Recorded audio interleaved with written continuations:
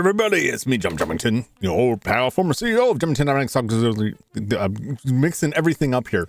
Former CEO of Jumington Dynamics, broadcasting live from the Jumington Dynamics Auxiliary Hazardous Material Storage Facility somewhere in the world. I don't know what that was. I don't know what's happening. It's a lazy Sunday. So lazy, my brain's shutting down. What's up, everybody? What's up, Flash? How's it going? Thank you for the message. I cannot pin that. It looks too much like a bribe. I worry that YouTube's automated systems, which historically do not recognize humor or things that are like, clearly I can't give you rare loot in Dragon Warrior over this. But I'm not big enough to really catch notice of these things, but like I have this perpetual fear that the automated systems will be like, oh, this is in violation of community services. Is it going back already? My connection says it's good. I say that now, knock on wood. Connection says it's good right now. Sometimes that lies. I've been seeing that a lot lately. Not just on like my stream. I see it on a lot of streams lately that I get a lot of buffering. And I don't want to just... I say this all the time because it does come up. I do have connection issues from time to time. Frankly, everybody does. Unfortunately, in this country, with our lousy ISPs. But a lot of times, like, I don't know. there's so much. It drives me crazy. It drives me crazy because the tools that I have access to check this stuff, like, they just don't cut the mustard. It's good right now, and hopefully it stays that way. Connection's looking stable on this end, but like, there's so much, like, all kinds of stuff can break there. And I don't ever want to be dismissive when people are like, hey, there's buffering, and be like, no, that's all you. But it's more to the point of like, I'm sorry that's happening. That's unfortunate, and I don't like it. But I can't do anything about it. Apologetically so. What's up, Silas? What's up, Henmo? It's been a pretty good weekend. It's a pretty good weekend. I hope y'all have had a decent weekend as well. I think she's a gold digger. She's a pickaxe, a helmet. She seems high. She's out there panning. She's out there looking for that gold. Could all be out there looking for that gold. That secret lost gold. I had this obsession when I was in elementary school that one of my elementary school teachers told us about some like lost treasure And I don't remember, it's, I'm sure pretty well known. It's probably never been found, or maybe it has, because it seems like, it's like the, what is that, like Oak Island stuff? It's like, oh, there's gold somewhere. I'm like, oh no, we're never going to find it. It seemed like one of those, but I had an obsession over it. You got to stream Wii Punch Out. I would have to get my Wii back first, or buy a new Wii, another kit to upgrade it to HDMI. Small fan base, show up to streams, stay starving. I saw your stream. I saw you got a lot of activity on that. Maybe I will. I gotta play the regular Punch Out first. I'm thinking of running up another, this drives me crazy. I had talked about it in the New Year's stream that like, I want to get more consoles, more console variety in there. Cause I have a lot of consoles that like I haven't touched anything on yet, but I keep going back to the NES. I have so many NES games I want to play. So we're probably going to get like a season 2 of NES Revenge of like games I didn't necessarily own, but had tried to play it and never really finished. It's like the first one was all the games that I had forever that we never finished. And now it's just like games that I rented and didn't finish. There's so many of them. There's so many of them. And I knew people that like got very good at Punch Out to the point that like they found they were better at it just listening to audio cues, and they wouldn't look at the screen and they would play through it. I'm just like, man, they ain't me. Maybe I with capacitors on that to try and find one. I feel like I'm getting closer. I'm inching closer to being stable enough for me to trust it. But man, it would be nice just to have like the actual value for that cap. And I had this idea that like, okay, well, I can't test these capacitors in circuit because the capacitor being in circuit messes with the meter. That's just how it works. So these capacitors are very small. I had a loose capacitor. I could not get the leads firmly in contact with the capacitor without it causing the capacitor to spring into the air and to be lost forever, right? Because they're very small. So I got the idea of like, okay, well, I got this old like proto board which just has all these disconnected pads, and like I'll solder it to that temporarily just to see if I can measure it before, because the idea was if I desolder the other capacitor, they reasonably should be the same value, and I can put that other one, take that off and attach to this board and get a read on it. My meter won't even read these capacitors as capacitors individually. That's how low value they are. This thing's supposed to read that low. I can't get to even register that they exist. So I have to put this thing aside because it's going to make me insane trying to find the correct value capacitor.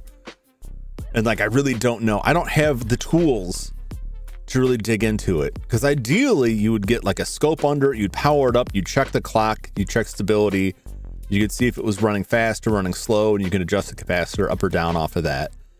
I don't have a scope. It doesn't come up enough for me to justify the expense yet. I'm getting closer. That's how it is with electronic tools. I keep getting closer to justifying more expensive tools. And what kills me is that many of these tools will get used like twice in a year and then sit and collect dust. And that's a lot of money down the drain, but that's how it is with tools, right? But then you have it when you need it, right? But yeah, it sucks paying money for that and being like, I need it for this one specific project and not again for forever, because most of the stuff doesn't really, I don't need to go this deep into it. I really don't need to go this deep into this. This is the worst part about this. This thing is like $15 to $20 to replace this board. It's not that much money. It hardly seems worth the time and effort. It's just eating me up inside that I have to throw this thing away. Yeah. Hydlide, Dr. Jekyll, Mr. Hyde, and then us. Yeah, Hydlide. So I am like, it's a coin toss for me on Hydlide, because I have on the Switch, they released with the Egg Console releases where they released retro PC 88 games. They released Hydlide on that, and I have that. And the Hydlide for the NES, I don't think is like hugely different. It's a slightly different version. And they're both about equal, but I'm like really tempted to play the PC 88 one. I could play that on my own time too and just play the NES one. I thought the Royal Rumble was this week, so we got nothing to watch now. When is the Royal Rumble? The Rumba. When's that too? I want to know when the Royal Rumba is. The other thing I got up to this weekend, which unfortunately has led me to once again have delayed the schedule. I can tell you what's going to be on the schedule. I just don't have the thumbnails and everything graphically put together. Next week? Nah, I had a feeling it was next week. I didn't really know, but that makes sense. I just sussed that out. He went back to bed. Oh, man. Well, he's on like a completely different time zone. I don't even know what time it is for him now, comparatively. But I got delayed because I was working on, my brother brought over 2 PlayStation 3 controllers he wanted me to take a look at. So I had to spend some time fiddling with those and then wait for new batteries to show up. And they may not have actually needed new batteries. I'm fairly certain they did, just given the age. They were the original batteries. Those batteries don't last forever. So even if they worked, they were certainly cheap. They're certainly like close to the end. And these batteries are not expensive and they're fairly, I've used them before. They're pretty reliable. They're from a company called Pickle Power. So you know it's good. They're powered by pickles. But yeah, that was fun. PS3 controllers are kind of a pain to take apart the way they're assembled. And if you're not careful with it, you can create a huge mess, especially with the shoulder buttons that can be a pain to put back in. And these particular ones, because I know there's a couple different versions of the PlayStation 3 controller. These have like these really flimsy contacts between the buttons and the main board, and it gets dirty over time, and that doesn't make good contact and get random button presses. That's problem 1. Problem 2 is the contact pads underneath there's like one piece of rubber that is the start, select, and PlayStation button. And the PlayStation button is what you use to turn the controller on. Those get dirty. And then the PlayStation button no longer registers, so the controller won't turn on, which makes it seem like the battery's dead. But it's actually just gunked up underneath, and you just got to sit there with some isopropyl and clean it all out. It's a bit of a hassle. But I got that all set up. And then I was fiddling with my PS3 and a little HDMI splitter that I got that I know I had tested at one point, and it did work, and it didn't work for me the other day. And I finally got it working. I finally figured out the problem. It is to strip the HDCP off the PS3 so I can stream capture games over HDMI, which looks better than component. What's up, David? Welcome in. Luckily, I did all my thumbnails and stuff yesterday during the Raw SmackDown. Now I have the night off. Nice. I wish I was that efficient with my time. Every day this week, I'm like, I should work on that now. And then something else would come up, or I would get wound up with something else and then look at the clock and it's like 2 a.m. I'm like, well, that's it for me. Gravity Circuit Magnetation, the game goes hard. It doesn't quite, would you agree with this? It's not like quite Mega Man. It sort of feels like it, but it really does its own thing. It looked really different. Like similar enough that you're like a robot guy, like side scroll platforming, but the fights looked very different. See, I got the PS3. That's an entertaining thing with the PS3, and the PS TV does this too. That the HDMI output is always forcing HDCP. And normally they would only do that if you're watching HDCP protected content like Blu-rays. I've heard some games have HDCP protections for certain cutscenes. I don't know that that's true. But the PS3, like, it's always HDCP is always on, which makes it impossible out of the box to capture it because capture devices will not register as HDCP. And so there are various ways to try to strip that out of something. And usually it's by getting a cheap HDMI splitter. And then generally what will happen is you'll have one display that registers HDCP, and then the other one won't need it, won't send the HDCP flag. It'll be stripped out, and then you can capture that. But it's like you can't really advertise that, and they can't guarantee it. So you end up buying like a stack of splitters, hoping one of them does the trick. And they're all fiddly. It's like Shovel Knight / Mega Man X. Yeah, that's what it looked like. Man, Shovel Knight's so good. I love Shovel Knight.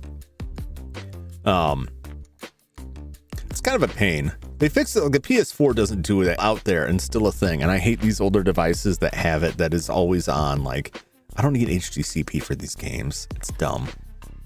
Just let me play this old game. Nobody cares now. These games are like 15 years old. No one's gonna come after me for that, right? I hope. I sure hope so. I sure hope so. But yeah, I ate up a bunch of time fiddling with that. And I know what's going to be on for next week. Except for Wednesday is still kind of a floater. I haven't fully decided on it, but I want to get the thumbnails and graphics all set up. I did some thumbnails and then decided I didn't like them. I wanted to redo some of them. That's how it goes. That's how it goes. Oh boy. Yeah, so just a lot of running around this week. A lot of running around. A lot of little stuff like distracting me, eating my time up. I feel like I wasted all my time. Nintendo enters the chat. Yeah, you know, but I don't know, man. There's a lot to be said with them. Nintendo's their own thing. Nintendo's their own thing.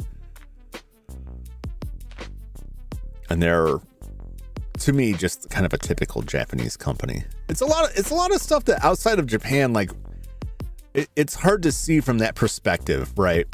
Like, video game rentals were not legal in Japan. I don't know if they are now. Now it seems pointless to even have that, right? But they were during like the NES streaming that game to see how someone else plays it, or because they desperately want to tell someone else how to play it. Which is different from like offering tips and help. I want to make that clear. There's a big difference between like, hey, you seem like you're stuck. Do you want some help with this? And no, you need to use this weapon in Elden Ring. It's the only good one, you know, and just spamming the chat. Go here, do this, do that.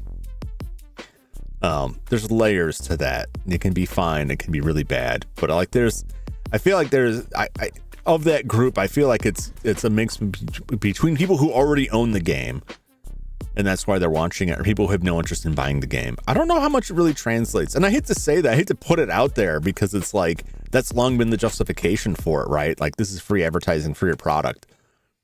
But it's especially like a big thing when, like in my case, I'm playing mostly older games that are not like, they're not being sold anymore. So like, there's nothing for me to be advertising. Laughing Unga Bunga. Unga Bunga is a great way to live. I rarely Unga Bunga'd in that game, I'll be honest. Aside from like the certain enemies that like the crystal dudes who had like a really crazy defense until you broke them with blunt weapons. Get a big hammer out there. Go out there and max out whatever hammer I've got and just beat on them till they break and then their defense is melted away. Aside from that, I was just like a big sword. Big sword. Choppy. Works real good. Works real good. It's got a lot of options. There's a lot of viable options. That's my favorite content for particularly Elden Ring, was people who took weapons that people are like, this isn't viable. And then they're like, watch me beat the entire game with ease with this build. It's totally viable. You just got to know what you're doing. Yeah, I feel like there's any weapon in the game, somebody has beat the game with it. So like Faith Magic build night. Oh, the magic. You're playing that cheese. No, I'm not. I'm kidding. I'm kidding with that. You play that. I don't believe in cheese. I don't believe in that. I believe you play that game and crush that game any which way you choose. I don't think there's anything to be looked down on in any way, shape, or form. Magic is great and powerful. It's not all powerful. It has weaknesses and drawbacks to it. And it's real fun if you have a good build and you just melt someone off with like a high-powered spells. But like, it's not, you know, you can trump that with other skills. Other weapons can be just as broken and crazy with that. You can set your own challenge on that, how you play it. And even with like the best of that stuff, like some dumbass skeleton could still like stab you to death. That's what I love about the Souls games, that like, they might drive a lot of people crazy, but it's like, yeah, you can make yourself very powerful, but like the weakest enemies could still ruin you if you're not careful. Ah, that's good stuff. That's good stuff. All right. I'll jam it for a little while here. Let's get over to Dragon Warrior. Let me crunk this down. Where do I have it at? -12. -16. A little bit lower. As always, if you wish the audio to be higher or lower, please let me know. Spell swords are so good. Oh, they are. I play fantasy games. Try the sword and take magic 100% of the time. It varies. Like, I like to try a lot of different things. I played Elden Ring through 3 times. I think my game is like at the end of my 3rd playthrough where my save is now. And that's when I did the DLC. And I tried a lot of different stuff. That's the beauty of playing through multiple times. Like, you get your resource pool up high enough that you are free to just try whatever you want. Whatever build you want, you can get out there and do it. The spellblade is so fun. Yeah, I didn't play the spells a lot. I played for a while and I found I just liked stabbing stuff or crushing it with the blades, because you get those giant swords. You're more crushing than chopping or stabbing. Bleeding my enemies. Bleed was good. That was how I got through the game the first time. That was before I caught wind of like everyone just like, bleed is way overpowered. You're playing on easy mode. That's such a cheese build. I'm like, it works and it's fun. Blame FromSoft for making so many enemies susceptible to bleed. Like, you find like a bleed weapon like very early on. It's one of the first like status afflicting weapons that you can find. I think it's like a Morning Star or mace that has a flail. I think it's a flail and it gives bleed. And you go fight someone with it and realize like how awesome bleed is. And it's like, why wouldn't I keep doing this? It's great. What's up, Buttercast? Welcome in. Good to see you. Hope you're having a good weekend.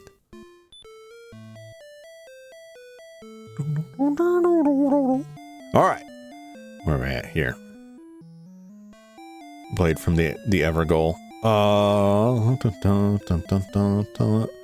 Which one? Are you talking about the Bloodhound blade? Where you do like the crazy backflip and stuff? Used to make me so happy it gave you a weapon where you literally throw hands. Those kung fu weapons were awesome. I got all the way to Radahn with that, and then I had to I had to make some painful choices to get through Radahn because I just could not get past him. I just like defended up, went in there with big shield and stabbed him. And it worked. It didn't feel great. Backflip blade. Yeah, that and the there's like the sidestep ability. Where you just kind of like slip in and out. You can still get jammed up on those, but those are really good. I'm glad thou hast returned. Let's play through martial arts. That game was destroyed. I like the DLC. What do we need? 698 points for the increase.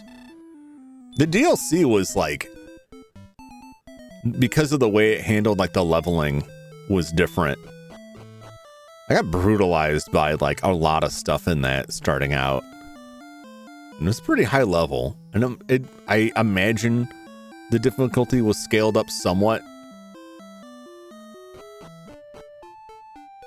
Because, what's my HP?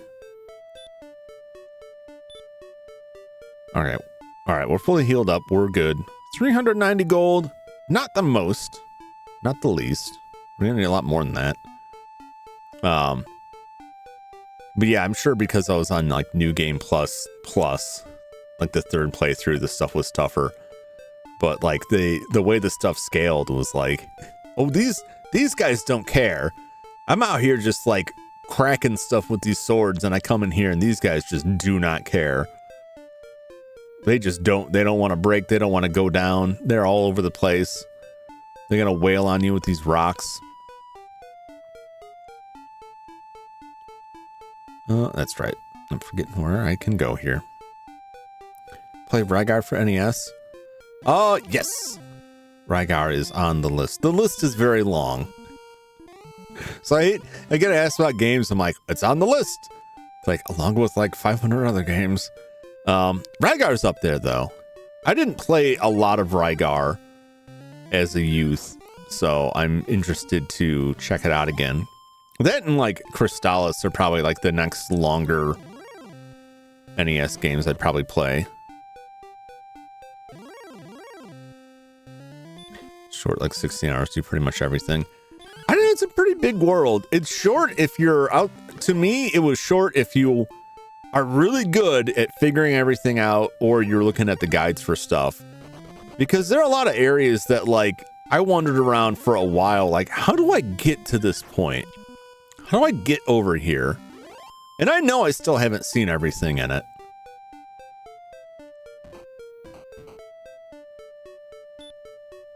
6 points, that's not bad. Damnable poison swamps. Oh, where is he? Is he up here? We got that magic harp. The gold harp. So now we gotta go back to this cave, and the guy's gonna tell us something.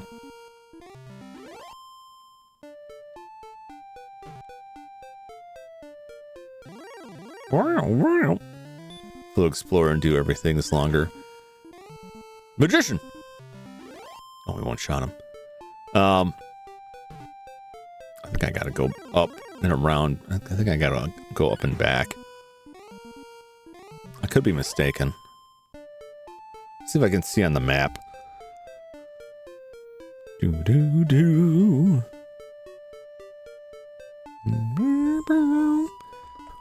My timered map.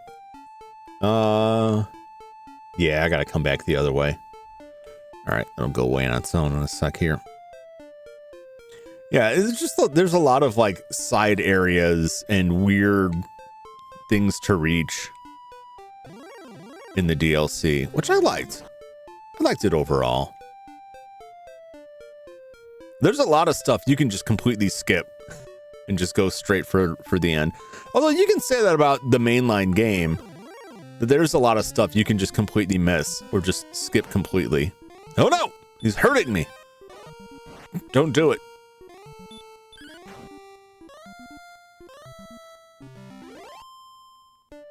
Wow, I did like that 1 hit point of damage that last time. That was terrible.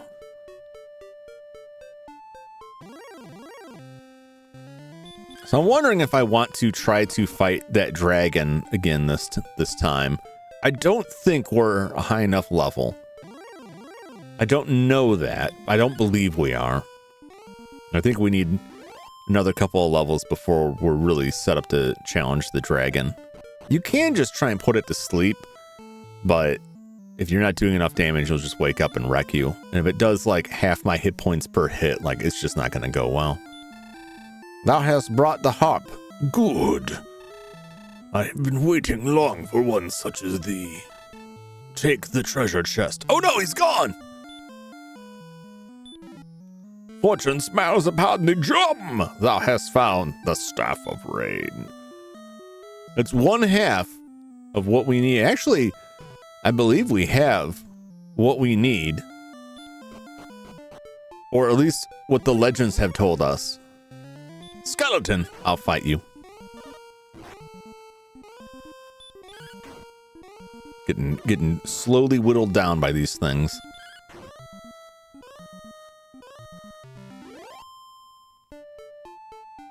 $11 experience. That's not bad. We need to form a rainbow. So I've got the Staff of Rain and the Stones of Stunlight. But we think we need something else. Disappeared like a ninja or like a Jedi. Or he was just a ghost all along. Let's stop up at this town. Up this way. We'll take a look. No matter what, we're going to head back south. Because that's where the tougher enemies are now. So that's where like the real money and experience is going to come from. Die, Scorpion!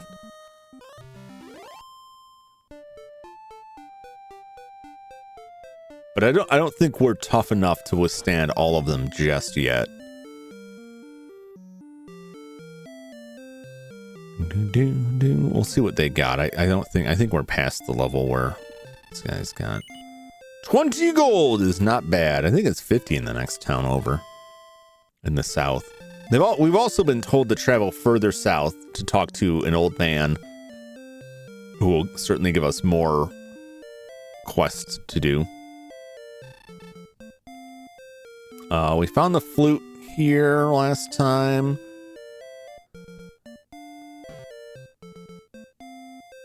I want to say we went in here, possibly.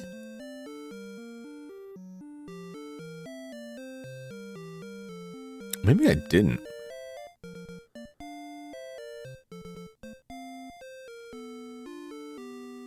What's that guy selling down there? What are you selling down there, man? What do you got in those boxes? Okay, we got the copper sword. We got the half plate. Full plate is a ways off. The next town over has a lot more expensive stuff. We already have the small shield. Half plate copper sword, yeah. Use one of our keys. Okay, we did talk to them. I don't know if I talk to this guy. How many keys do I have left? One more magic key. Might as well. I can always buy more. I think I already talked to these, but I could be wrong. Hast thou found the flute? Yes, I did. Go to the town of Cantlin. Okay, where's Cantlin at? Cantlin is...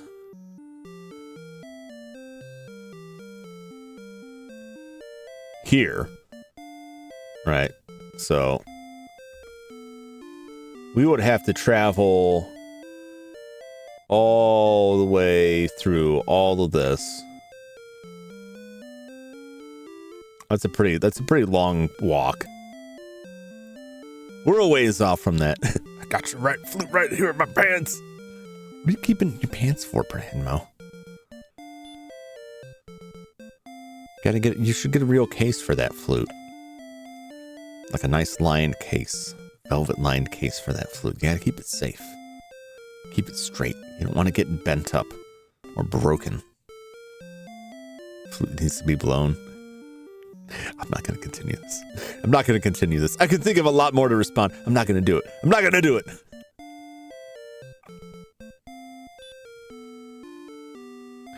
Oh, I'm searching. This seems like something to search. I'm fairly positive there's absolutely nothing here. It's just the pattern has attracted my pattern-seeking brain. What do you got to say? Diddley's favorite hand. Mr. Diddley Tingle loves that hand. Mr. Diddley Tingle wishes he had a hand like that on his desk, so that he could savor its appearance at all times. Hast thou been to this southern island? Yes. I have heard that powerful enemies live there. Well, thanks for nothing, bud. Like, I've been there. They almost killed me. I think one of them did kill me. Will you get out of there? I want to talk to that guy, and you're in my way. It's like the birds. Like the birds on Tuesday. Come away from there. Oh, did anybody watch the speed run? Any of the speed runs for this game? It was what I thought. It was a lot of RNG manipulation, which I was shocked at, like how simple it was. I'm sure it takes a ton of practice to keep track of all that, but like how simple it was to manipulate the RNG. He's gonna trap us in here, isn't he? What kind of tools do you got? Ooh, he's got the wings. 70 gold for the wings. I can't carry anymore. No. Okay. What do I got on me? 1 herb, 1 wings, 1 torch, 2 torches. 2 torches. Boy, I wish those torches stacked. Yeah, it was still impressive, like the speed runs, but it's all like manipulating the RNG to determine not just when enemies attack you, but like manipulating it so that you get like the crit damage. So you kill an enemy much higher level than you to go up several levels. And then you can just like ensure that you don't encounter enemies most of the time until you want to. So you just like zip through this stuff. $70 for Red Bull. It gives you wings. Remoldar is the place to buy keys. Okay. That is, I did buy the keys there. I'm out of keys now. God help me if I need more. I hope I don't. Should I buy another key? I don't think I need another key. Oh, excellent move. 39 damage. We annihilated that guy. But yeah, those speedrunners are very cool. I can't express a tremendous amount of interest in speedrunning stuff myself. I just don't think I'm built for it. But I think they're very cool. All right, so now we got the Radiant. We can light it up. I'm going to heal myself. Position, heal thyself. I don't think there's anything around there, but we'll see more. I don't think in this version of the game the dragon doesn't appear on screen. He's just like in an area. It's in an area. I don't know its gender. But in other versions of the game, the dragon is on screen. Not much of that in this game. I think there's only one enemy. The final guy is like the only one that's like actually appears on screen beforehand. Yeah, the dragon's down there.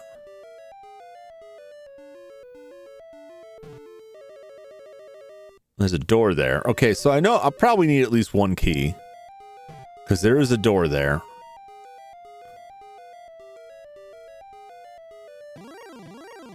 Really? On the stairs? Really? Let me go.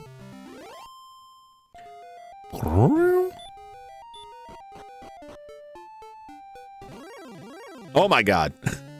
Can't even get out of the swamp. And he ran away. What's our health at? We're okay.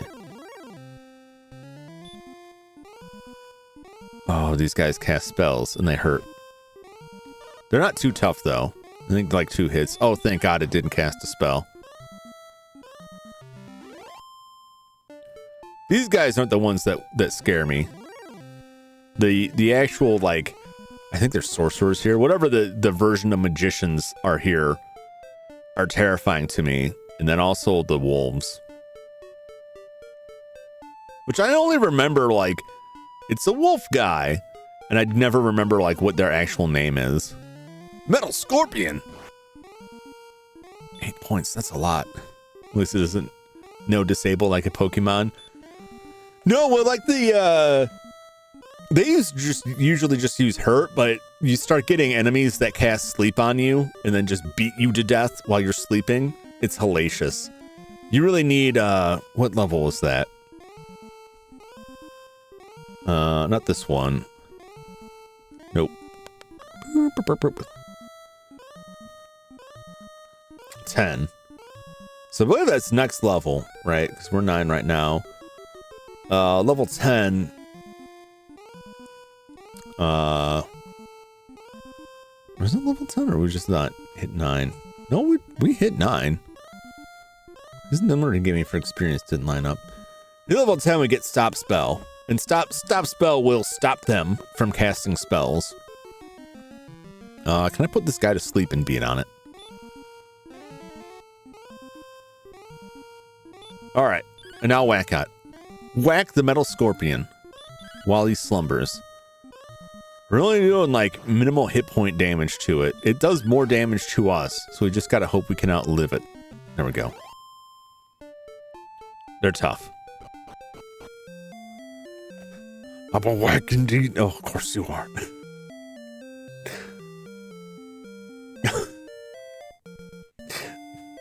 Yes. Take advantage of your youth before the ravages of time take it from you. I went through all of there, I believe. Right, we already got what was in there. I have enough money to buy more keys. I'm gonna buy a couple more while we're here. But this is expensive. 55 gold. So I gotta fight like a couple enemies just to break even on money.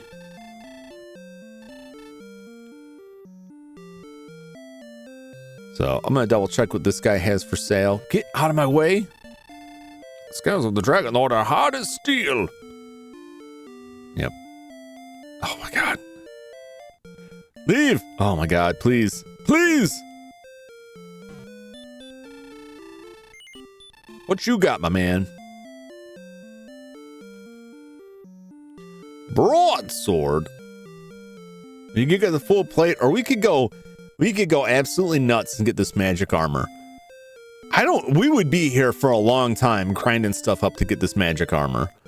I don't know that it's worth it. I don't know that it's worth it. It might be. The full plate, I think, is worth it. Broadsword and full plate, right? We'll aim for that. That's a lot of money. That's 4,500 gold, right? So we'll fight some enemies and do some calculations on that. But 7,000 is quite a bit.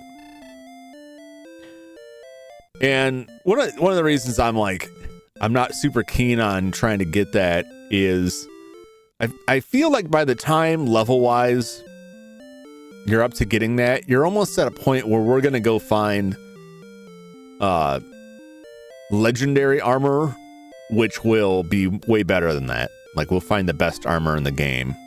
But we may have a need for that. So I'm going to throw some money away here.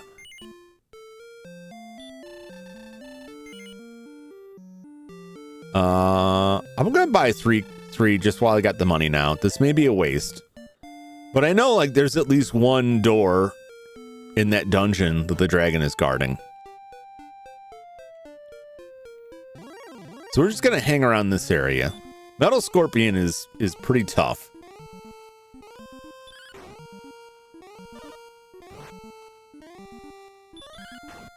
Nine points. What's that? 13. 20. We did 20 points of damage. 37 gold, right? So like 10 to 15. We'll say 15. Depending on like variance of money. 15 enemies like that would give us enough money. Not 15. What am I saying? Like 150? I wonder if my brains are not braining.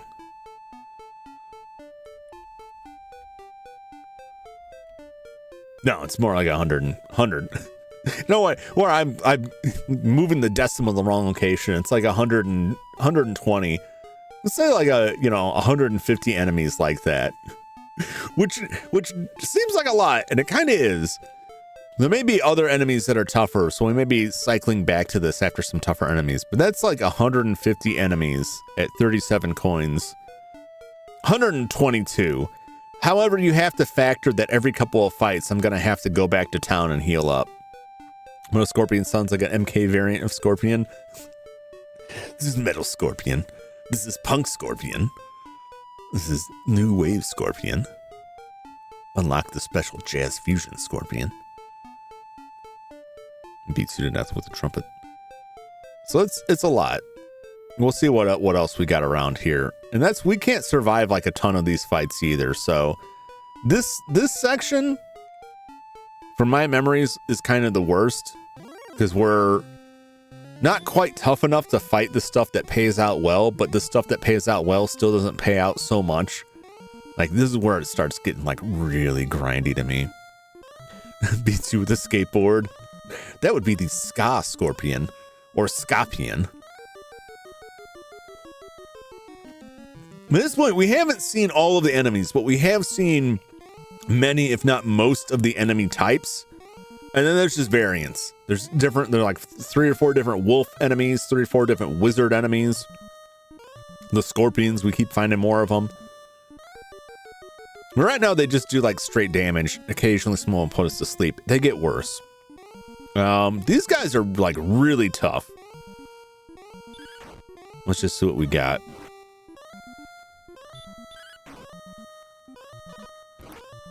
$20 hit points we've done so far. 29 hit points. See that, like that one wolf, 42 gold is not a bad payout, but like that one wolf has just like wrecked our whole day here.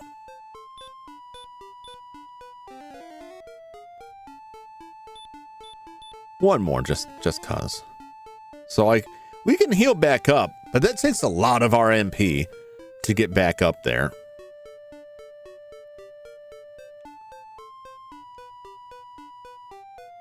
Now, once we go up a level, the fights will get a little bit more bearable, but...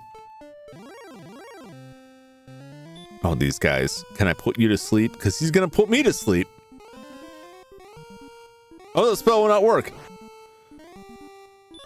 Cast hurt. There it goes. There it goes. Sleep and then hurt. Will we wake up? I probably should have just run away from this thing.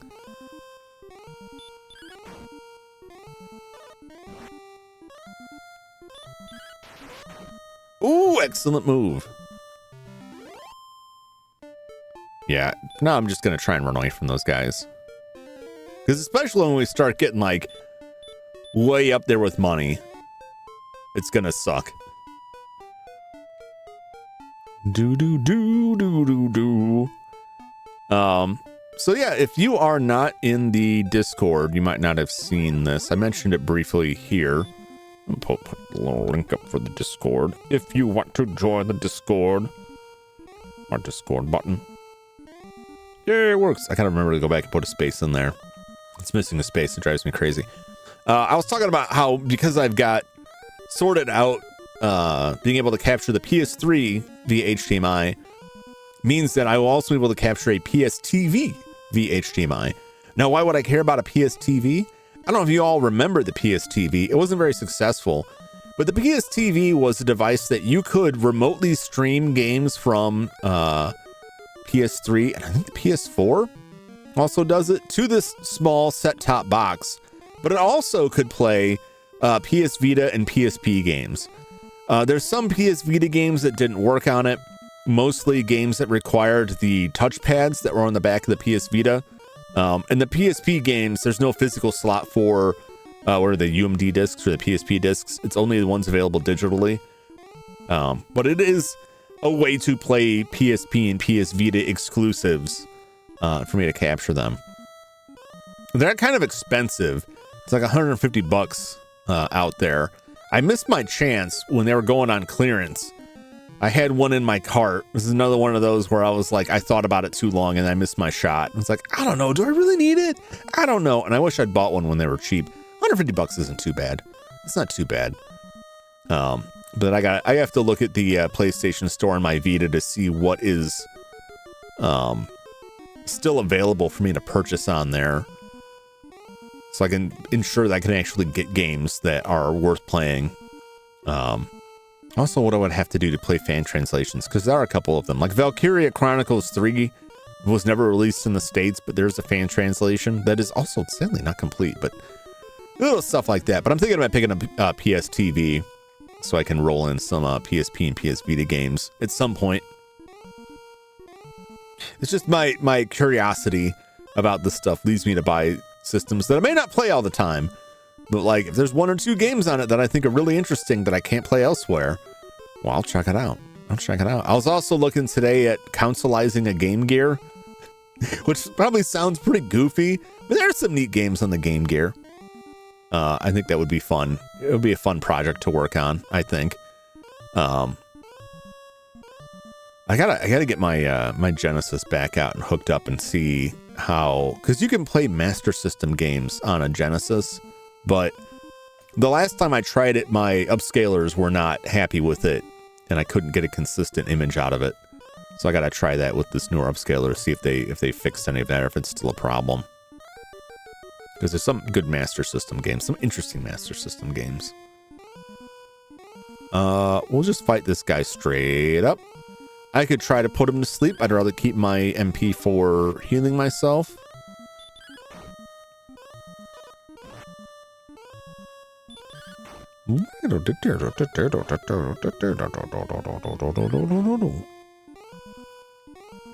These just have a lot of hit points. At least we know, like, if we can defeat two enemies before having to go back to town, we'll still make a profit. It won't be very much, but 2 enemies is the minimum kills we need to get in order to afford a night at the inn, and we'll still make profit on that. Even like the lower tier enemies give us like 30 some gold, so we can still do that. So we're still doing all right. It'd be nice if we could go a little bit further without having to go back to the inn, but I can only heal one more time. Yeah, so this will be the final fight, probably. Because this guy's gonna, like, chew us down. I love the wolf design. I really like them.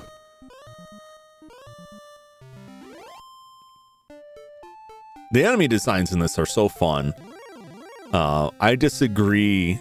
Oh, just run away. I disagree with the sentiment that they don't capture Toriyama's artwork. I think they do. I think they do a pretty good job of capturing Toriyama's designs. And if you look at like his original sketches for this stuff, like I think they did a very good job of translating them to pixels, what was available at the time. You can see it in the sprites. Yeah, you can see like his distinctive flair and stuff. We haven't even fought like one of the knights yet, because the knights are very cool, and they all look like what Oolong transformed into when old like Dragon Ball. I think when he first showed up in Dragon Ball, he was like this knight, and he looks just like the knights in this game.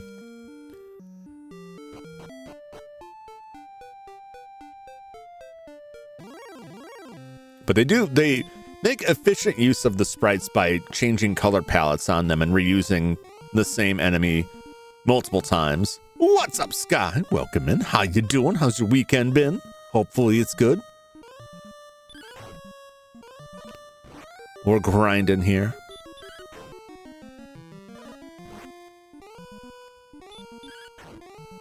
Got some shrimp, taking it easy. Nice. What kind of shrimp? What kind of shrimp you got? Is it just like raw cold shrimp, or is it like batter dipped shrimp? I got some sauce on that for fried shrimp. Fried shrimp is nice. Nice.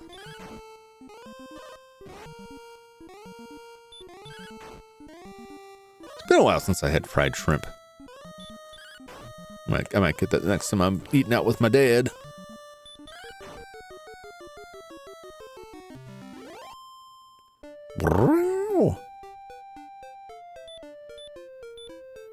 Heal me. All right, so we've defeated our two requisite 2 enemies, so we're good now. Everything else is just pure profit now. Look at this skeleton. This guy ain't nothing. Personally love coconut shrimp. Coconut shrimp is very good. But what I could use, but didn't have anything good. The only thing that I do not like on shrimp or fish that is a common thing to put on it is lemon. For me, like the slightest taste of lemon overpowers everything else. If you put lemon on something, then all I taste is the lemon. I don't know why I'm so sensitive to lemon, but I hate lemon on stuff because it just feels like I'm eating a lemon, and I'm not a big fan of lemons. Yeah, not to me. Not to me. I don't argue that it's not good, and it's not to my liking. I don't like the taste of lemon enough, and I don't want to eat something that just tastes like lemon. And almost anything I've gotten, it's like, it's got a hint of lemon to it. It's like, all I can taste is lemon. My tongue is ruined. My tongue is devastated by what I don't know.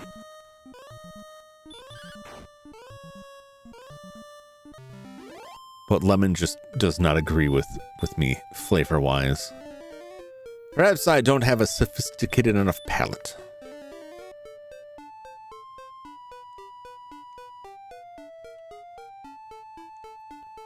Back and forth, patrolling the woods. Staying close to town. Eventually we're going to have to head south. I would like to at least get the sword before we head south. Because that way, like, when I dip into the more dangerous territory, I'm not risking losing a big sum of money because I've already spent it. That's my general strat. God, this guy's really ripping us up here. He did so much damage.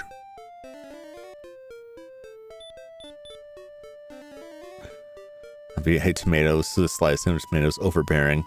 Yeah. Celery's the worst. I can live with celery. Again, I hate to say this is just me. I'm not saying you're wrong. It is interesting finding out what we all like or dislike. Finding everyone's weaknesses. I don't mind celery too much, like chopped up celery. You know what? I like celery in like a soup or something like that. Right? Where it's just like it's cooked into it, but like just like a raw chunk of celery, I'll eat it. Right? But I just feel like I'm chewing grass. Right? It takes so much effort to like grind that up. And I just feel like I'm chewing cud. And I also feel like it's a strong indictment against a food if you're like, celery's great with some peanut butter on it. Like, no, peanut butter is great. Celery is just like a straw you're putting the peanut butter in. Like, give it up. If you got to put peanut butter on something, that something's probably not great to begin with. Cucumbers. Flash the Undertaker confirmed. I saw that story about the cucumbers. Oh, that's hilarious. Yeah, cucumbers, like, take it or leave it. I'm not like, yeah, I don't particularly like them. I don't particularly dislike them, but I definitely don't seek them out. If you put a veggie tray in front of me and it's got celery, cucumbers, and like a cherry tomato, I'll go for the cherry tomatoes over that. I think one problem that I think with tomatoes is that in the States, most of the tomato, unless you're getting tomatoes from like a farmer's market, which a lot of people probably aren't, you're getting from like the local supermarket. And those are like hothouse tomatoes. Like those varieties are not like the best tomatoes out there. I just don't think most of us can generally have access to like good tomatoes, which I think negatively impacts people's view of tomatoes. Like a really good tomato can be decent. But that's not to say you can still not like tomatoes. Like, of course you can still not like tomatoes. Hello, Ninjago. Welcome in. How you doing? Peanut butter served on pancakes is great. Pancakes are also good. Yeah, it depends on the pancakes. The pancakes, like, I need syrup on pancakes. I would put pancakes above celery in terms of it's still good on its own, but it is better. It is more desirable to have it with that. Face? What's wrong with my face? What's wrong with my face? This is my face. That's all the face that will ever be. Do face? Nah. This is my pumpkin face. But it's generally like don't ask for like the face reveals, please. But this is it. This is the face that the only face there will be on this. Wait for Halloween. Halloween. I don't know why I even pronounced that. I knew what you meant. Halloween. The gall stealing Jim's face.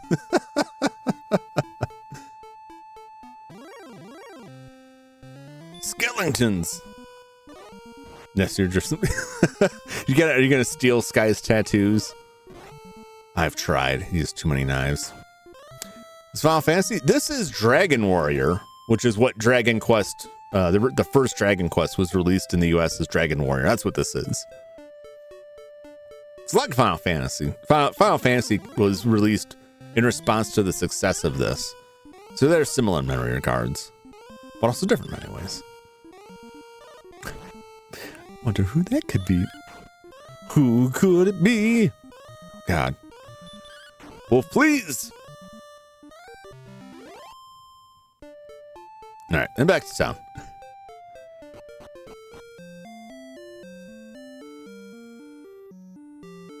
This reminds me of like most D&D campaigns I've run, where like at the lower levels, the adventure party goes out to the adventure. They get like 10 feet out of town, get in one fight, use every spell, every daily ability, just like do everything that they can only do once per day in that first fight. And after having spent like 5 minutes outside of town, are like, well, time to go back and rest for the night. Okay, I guess. What are you going to do the rest of the day? Nothing. All right. Final Fantasy, you sure? No, I'm sure this is Dragon Warrior. I'm sure this is Dragon Warrior. And I'm pretty sure Final Fantasy is pretty well known for the success of the first Dragon Quest game led to a lot of other RPGs from different companies, you know, different developers and so on. But they're also inspired by a lot of the same stuff that Dragon Warrior or Dragon Quest was.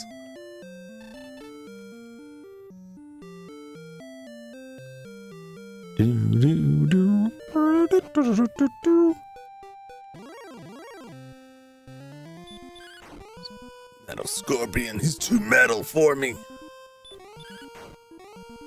The outer carapace is too hard, it's made of solid steel. How are you reloading your save? I'm just loading it. The normal type. The normal way. When you boot up the game, it asks you to continue your quest, and you load the save there.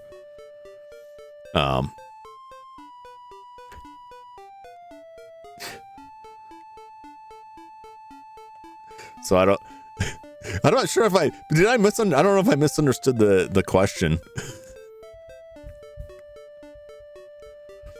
During this game having save load. Yeah, it does. In the English release, this is an interesting thing, and one of the few times we really see this, that the American release of it was improved in several ways over the original Japanese. The original Japanese release did not have a save function. It used passwords. And when you talk to the king, instead of saving your game for you, or as they say in this, write it in the scrolls of history, or whatever, he records your stuff in a scroll, he would teach you the spell of resurrection, which was a password you could put in to continue your game. When they released it in the US, they expanded the memory size, improved and expanded some of the artwork, like the coastline here. You see on the coastline has like this nice transition of like an actual coast. In the original Japanese, it was just like forest tile and then water. There was no like transition there. So they expanded the graphics and added a save function for the US release. But it does have that. It's 4 years old at the time I was playing. Oh yeah, that will confound his memories. So this did have a save function. However, what may have thrown you off is that in order to save, you have to go all the way back to the starting castle and talk to the king. And that's the only way you can save in the game. So if you look in the menu, there's no save function here. You can only save in this game by talking to the guy at the starting castle. And if you don't catch that in the manual, or don't remember him saying that when you start the game, you'll just be wandering around like, well, I guess there's no way to save. Because it's not like clear on its own. Later games do improve that. I don't mind a game that has specific save points, as long as there are multiple save points. But that is like a weakness of this game, of having to travel like way back. These modern Dragon Quest games get the churches. Yeah. And to offset that, after a certain point in this game, you have access to purchase these wings that will fly you back to the starting town. And then later you get a spell that will fly you back to the castle. So they do give you options. Oh, I don't like this guy. I'm just running. Those guys are a little bit tough for me right now.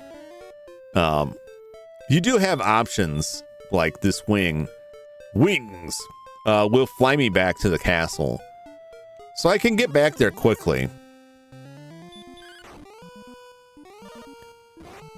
But it's I don't know, like a quarter of the way through the game you find those. Come back here. I'm not touching that wizard. He'll just put me to sleep and then hurt me repeatedly. And I don't like it. I don't want to be hurt. I wish to not be injured.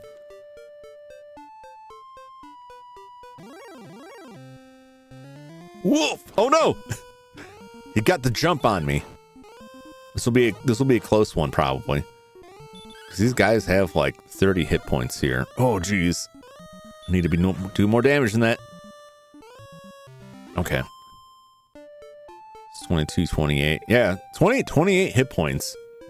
Shadow Wizard Bunny Gang will catch up to you one day. Not today! Today I run. And they shan't find me. Do, do, do. No! He found me.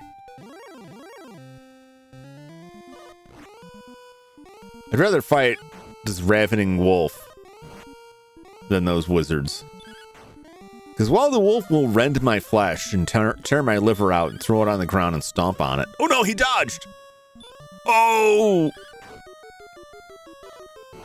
This is our last chance to kill him. Oh boy. Oh, that was close. That was calculated, but if we missed that hit, we would be done for. I don't know why I'm bothering. Just in case I get jumped on the way. I gotta go back. Wolf stab a Jumington. Gotta go back to town and sell all these wolf pelts. Would people buy pelts off of like man wolves, right? Because people would buy in this sort of fantasy period, like a medieval era, right? If you were out there hunting wolves, killing wolves, and you skinned them and sold their pelts, people would pay money for that. Probably good money for that, right? But if the wolves were humanoid, would that be distasteful? If you were to skin humanoid creatures, even if they're humanoid wolves. Because they're not humans. They're still monsters. They don't have any like representation in human society here. Well, would that cross the line? I remember this anime. There's a couple like this that I've seen since then. Kind of like isekai itself became popular and everything was an isekai. And then there's like a subgenre of isekai, which is like dude who's not actually an adventure gets isekai'd. I've seen a couple that are like online shopping in another world, where like I'm isekai'd in this fantasy world and my special abilities being able to order stuff off of Amazon. Well, this one was last year, 2 years ago. It was like campfire cooking in another world, I think it was what it was called. And the guy liked to cook and he had the ability to buy stuff. It was the online shopping ability. He could order stuff from the real world. And so he'd order like high quality steaks and seasoning and stuff. Well, then he started he got this like very powerful wolf monster to follow him. And it would go out and hunt and kill all these animals. And the adventure guild would butcher it for him. And one of them was like orcs, which are like humanoid pigs. And they're like, hey, do you want us to butcher these orcs for you? Like the pork meat's very good. And he's just like, you can't eat that. They're people. And they're like, no, they're orcs. It's very good. It's very delicious. You sure you don't want to eat it? Hearing the one guy East County World's a vending machine. Dude, I would say don't go rush out and buy the Blu-rays on that. But if you have the opportunity to watch that at low or no cost to yourself, I highly recommend you give the vending machine isekai a chance. It's not terrible. I found it to be very entertaining. And this is probably just because I like robots, and it's like very robot. I love robots in fantasy settings. And the vending machine is very robot adjacent because he gets experience that he can spend to upgrade his vending machine, right? Where he can add new stuff. He can buy different stock to sell in his vending machine that he buys with the money people put into his vending machine. Right? And so that's how he heals damage and improves his defense and adds additional functionality. Then he can shapeshift into other vending machines, and the lengths they go to justify stuff. Like he transformed into an air vending machine. And they're like, oh yeah, at certain areas of higher altitude, they have oxygen vending machines. And so that's how this is a thing. And there's a vending machine that has balloons. It will inflate the balloons for you. Here's like a vending machine, like an ice vending machine. And you like transform into the stuff and then use it to defeat enemies. And it's very bizarre, but I enjoyed it. I enjoyed it a lot. It was very silly. It was very dumb, right? But that said, they made convincing arguments for stuff. But because the guy who died was like, in life, he was obsessed with vending machines. So he became what he loved. And he had all of this knowledge about the different vending machines you could be. Or if the ice machine down the street is an isekai protag. The big thing was, like, he couldn't talk. But he could only say pre-recorded phases that were like, please come again, insert coin. And so, like, the people that he was teamed up with, who carried him around, who recognized him as a conscious living being, they carried him around and they have to decode what he's saying based on these pre-recorded messages. Explains my Perhenmo got isekai'd as a Perhenmo. Yeah. You just go in like whatever it was your dream, whatever you're the most familiar with. That's what you come back as. So I'll come back as like a soldering iron and be utterly useless. I'll be like an abacus, like trapped as an abacus in the fantasy world.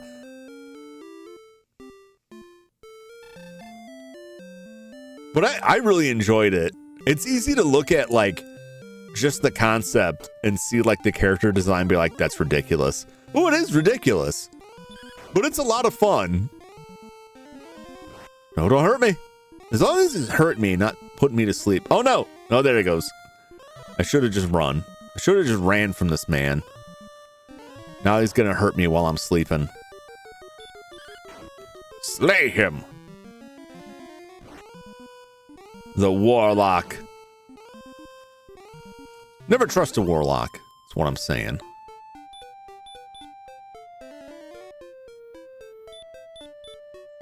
You see a warlock, you know, hide your kids, hide your wife.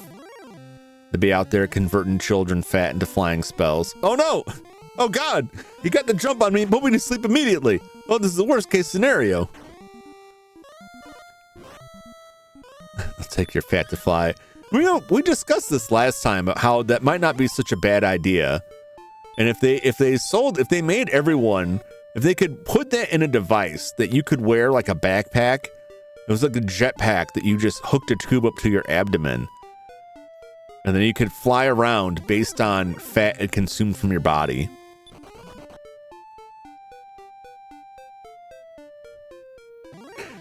There's a fantasy thing for you. Like, we got these magic backpacks that eat our fat and let us fly.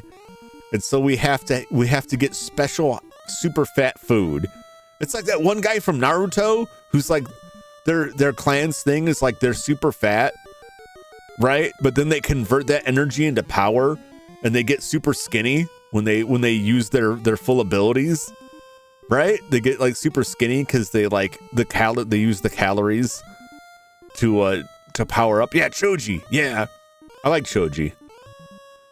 I like Choji, and that's like I didn't watch much of Boruto before I was like, you know, I've already seen enough. But I like that Choji was like got married and had kids. And it's like, yeah, Choji's a cool guy. Choji deserves it. But that's like, it's like that. It's like this secret technique where like all these like jetpack warriors, like you see them like these are our squadron of jetpack fighters, and they're all like super obese, and you're like, what? How is that gonna work? And they put the jetpacks on, and the tubes start slurping, and they all start getting like real skinny and just blast off like rockets. Choji get nearly the same amount of screen time as 1010 and the bug dude. I think 1010 got robbed in that show. 1010 was I thought 1010 was a cool character that had untapped potential. But that's just me.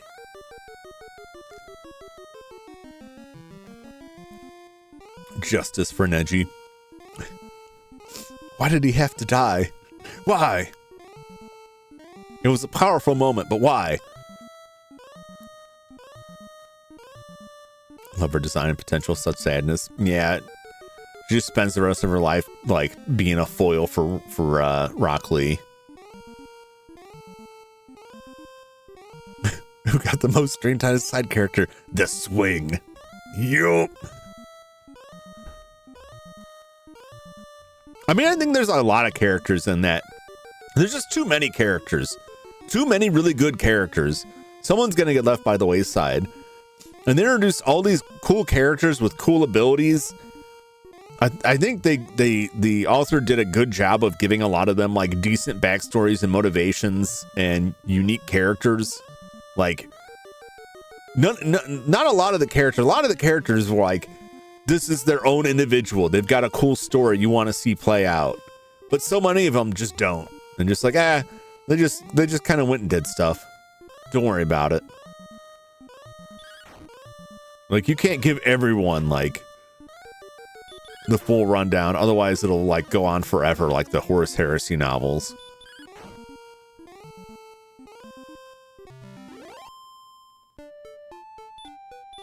But that still doesn't make it less disappointing that some of the characters got like just really left behind.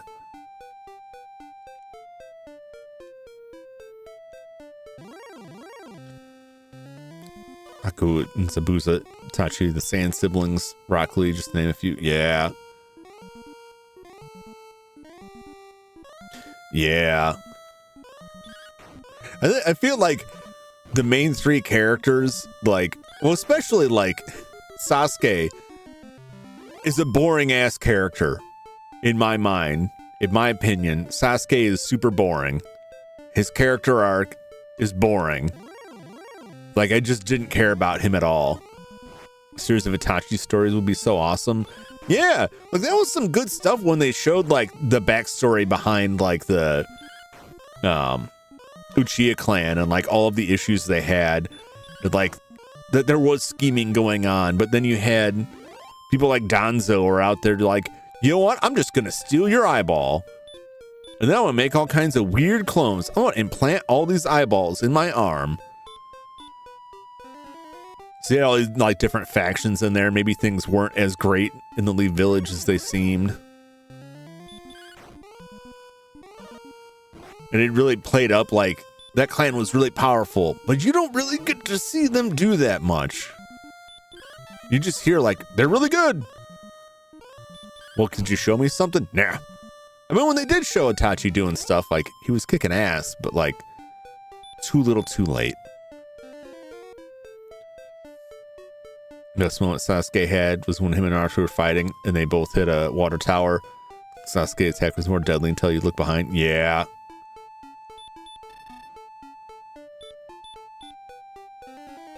I think that the best Sasuke moment is when he and Naruto destroy each other's arms.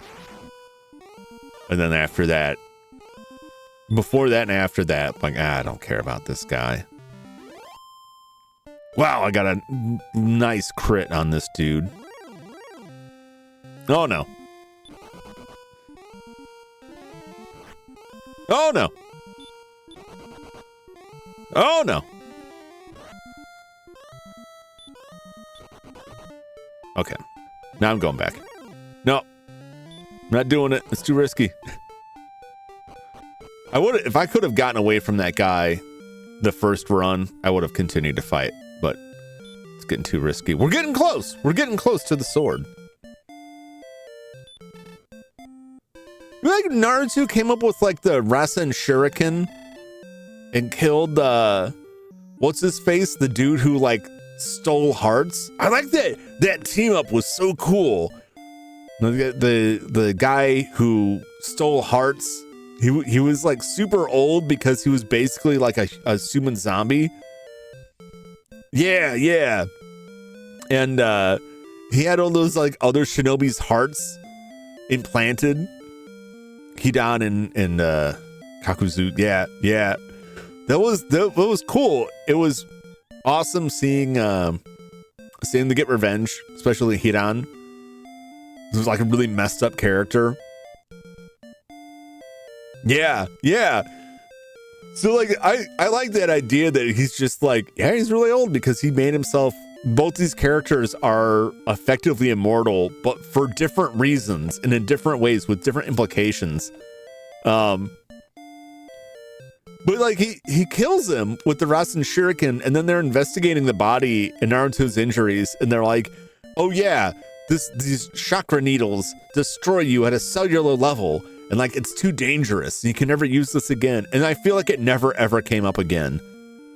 And I swear he used the Rasen Shuriken again, and they just never talked about it again. It's the kind of thing like they wrote it out like, this is the most powerful thing. This is the most dangerous thing ever. This man invented a dirty bomb. We can't let him use it. And then after that initial revelation, like it never comes up again. Your heart sign me up on the list. Young man, turn around and need your heart. Yeah. Yeah. It was so nuts. His like weird veins just sticking people. Gross. Shuriken tore his arm up on the cellular level. Yeah. Like he'll recover from it, but if he uses it again, like the damage will be permanent. Like, and then they used it again and it didn't matter.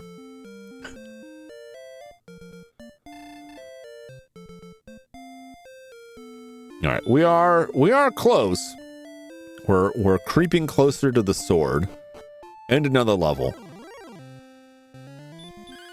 What a dangerous area. You can't even walk out of town without getting jumped by these wolves. Like right away. Not very well secured here. Everyone's very concerned about the Dragon Lord because of stuff like this. Like, I just went out to go fishing and this wolf ate my arms. Now I'll never fish again. Yeah, I think Naruto had like a lot of good stuff going for it. But I also think there's a lot of stuff that he fumbled. I forget the name of the mangaka behind that, but I think it's just, it happens with stuff that's like really long running, right? Especially like shonen stuff where you have like the constant power creep going on, and you write some stuff and it's like, now they've reached a new plateau, and then it's like, great, keep it going. What else you got? Oh, that was a little bit touchy there. And sometimes they come up with abilities and then they're like, you know what? Actually, I don't like Sasuke turning into a meat monster. I don't like him growing flesh wings. Let's not do that anymore. Let's get rid of that. Run away! Things he planned to end it way early, explode in popularity. Yeah.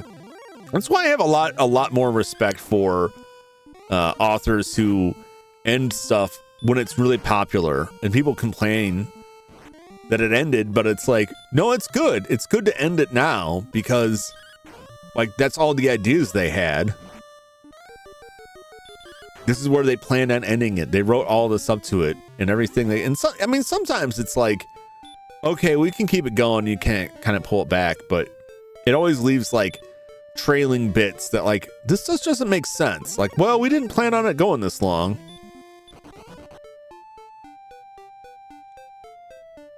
As long as they're not forced to end it earlier, because that does suck if you have to end it earlier.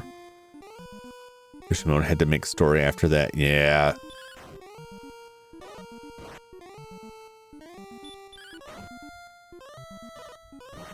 Because I remember, like, originally, like, Orochimaru was, like, the big bad. He was the man behind everything. And then all of a sudden they add all this other stuff in. It's like, actually, no, it was this other guy pulling the strings. He's the one who did all of this. And then, like, good stuff came out of that. But it leaves, like, stuff that was in the middle. It was like, well, this just don't make no sense. Oh, boy. Woo! I could not take another fight at that state. I should have turned around and left when my MP was up.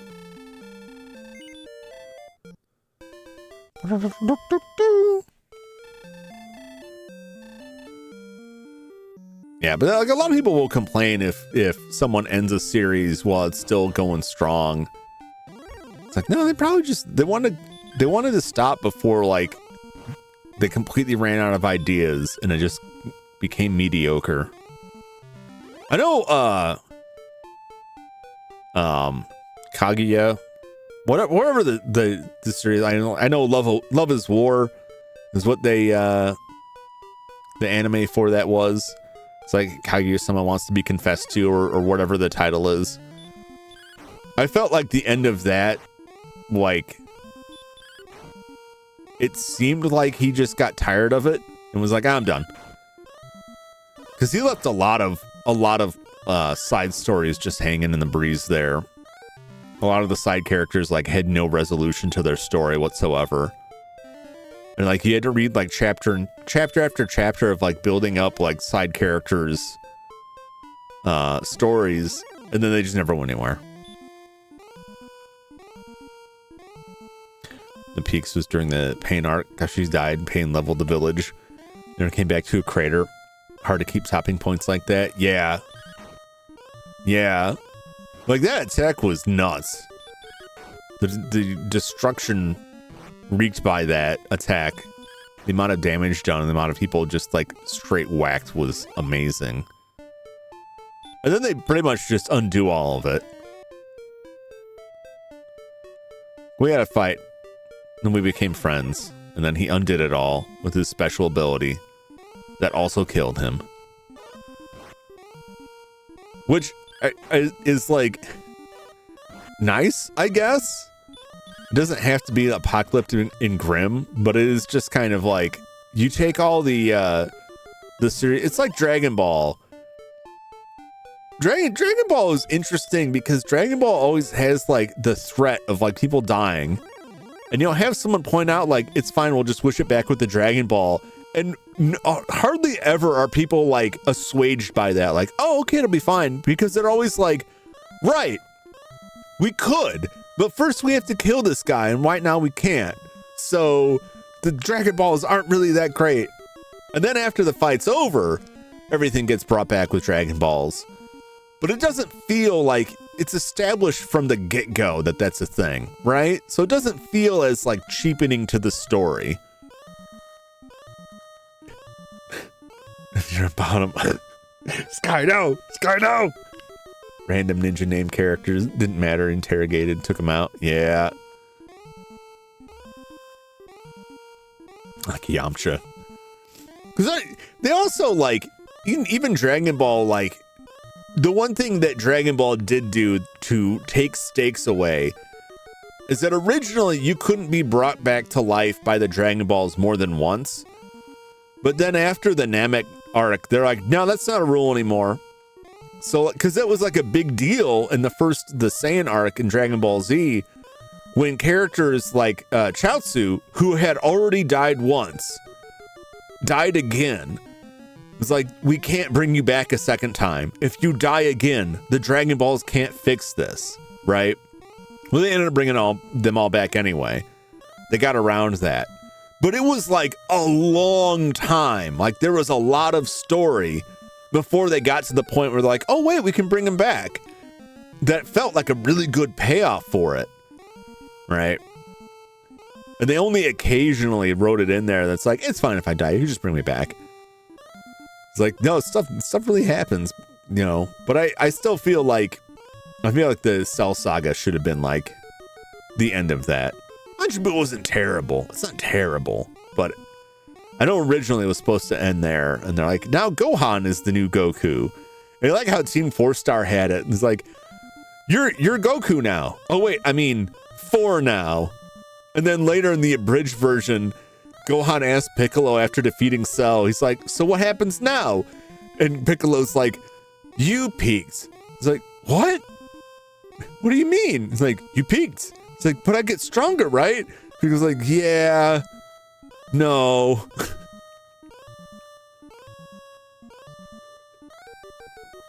Because that's pretty much what happens. Imagine peaking at 14. I don't have to imagine.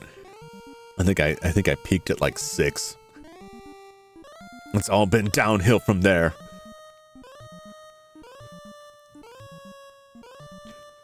But that's because you know the core aspect of Gohan's character that I always go back to is like he's a strong fighter, but he doesn't love combat the way like Goku and Vegeta do.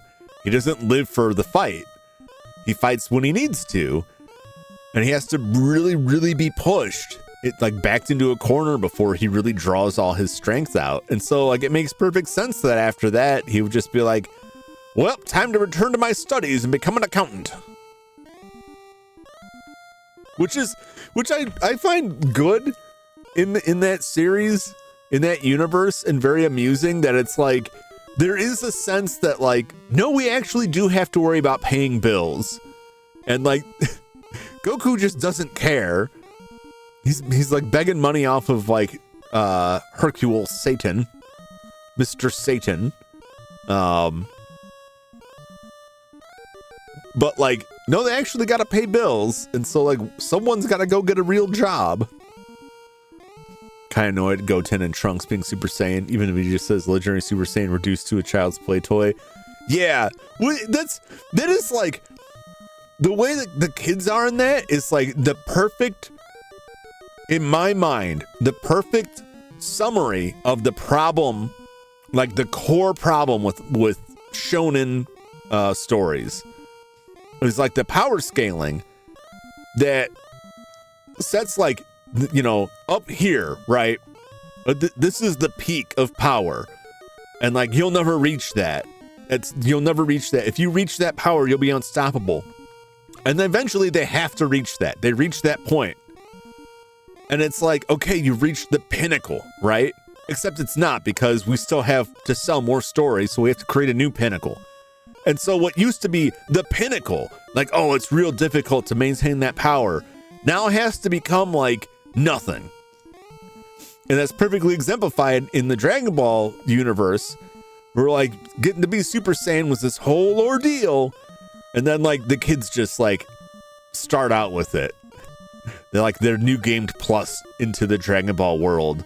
And they already have all of their abilities and upgrades from before.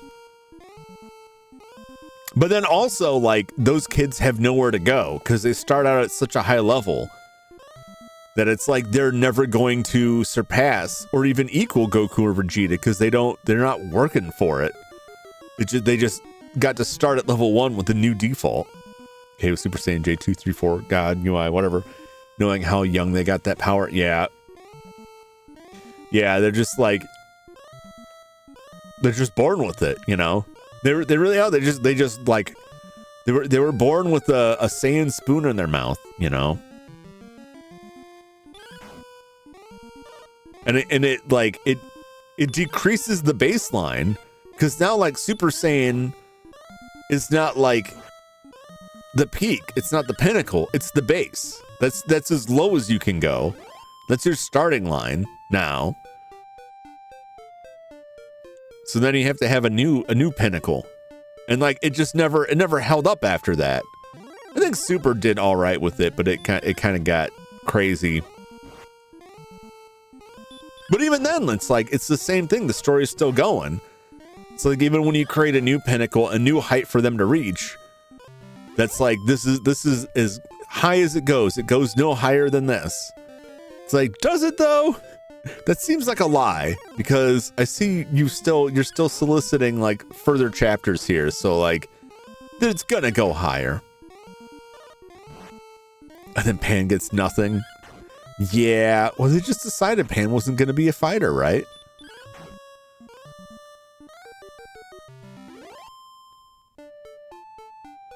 Pan's just like, you know, Videl. They're just like, nah, you don't need to fight. Like, no, they should fight.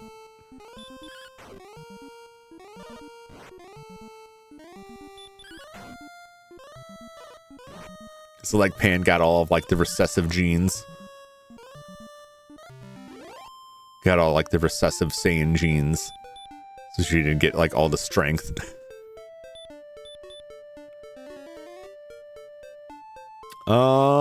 Can I? We'll see if we can fight. I think I can fight one more. It'll be risky. Be risky. Oh, I knew, not this guy. Okay. Can I get jumped right here? I think I can. I can. Oh God, oh no! No, don't hurt me! Good God!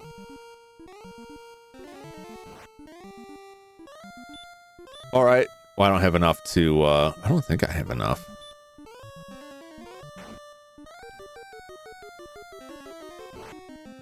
We're having a hurt off here. Okay, good. That's fine. Oh man, one more, possibly? I think one more run of those. Maybe two more. We'll have enough for the sword, because we've got to have enough for the inn. It's funny that Jiren managed to go toe-to-toe with the Ultra Instinct Goku. Point is only 1/4 Saiyan Gene. Yeah.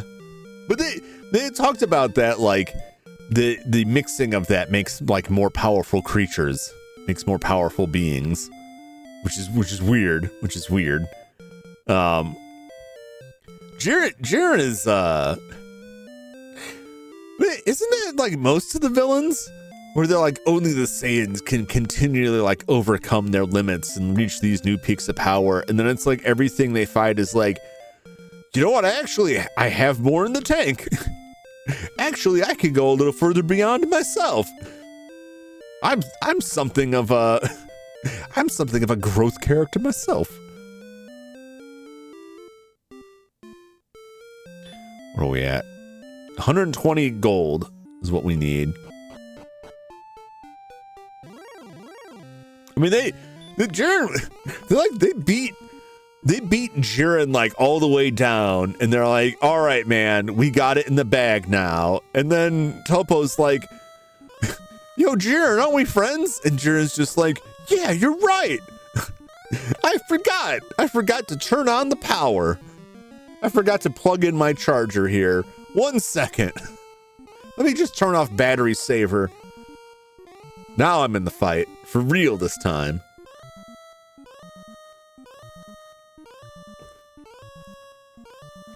But it also, like,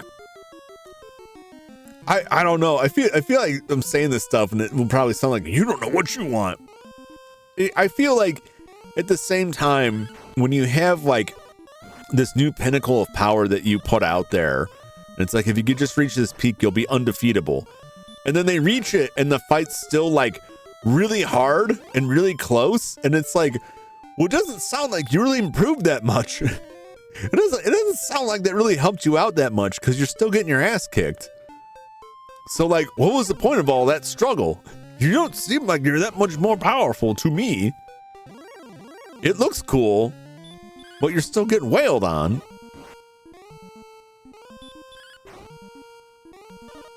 But I mean, I guess we just wait until the story reaches a point where it's like they just jump straight to Ultra Instinct in a fight, and it's just like, it just doesn't do it at all. Ultra Instinct becomes the baseline.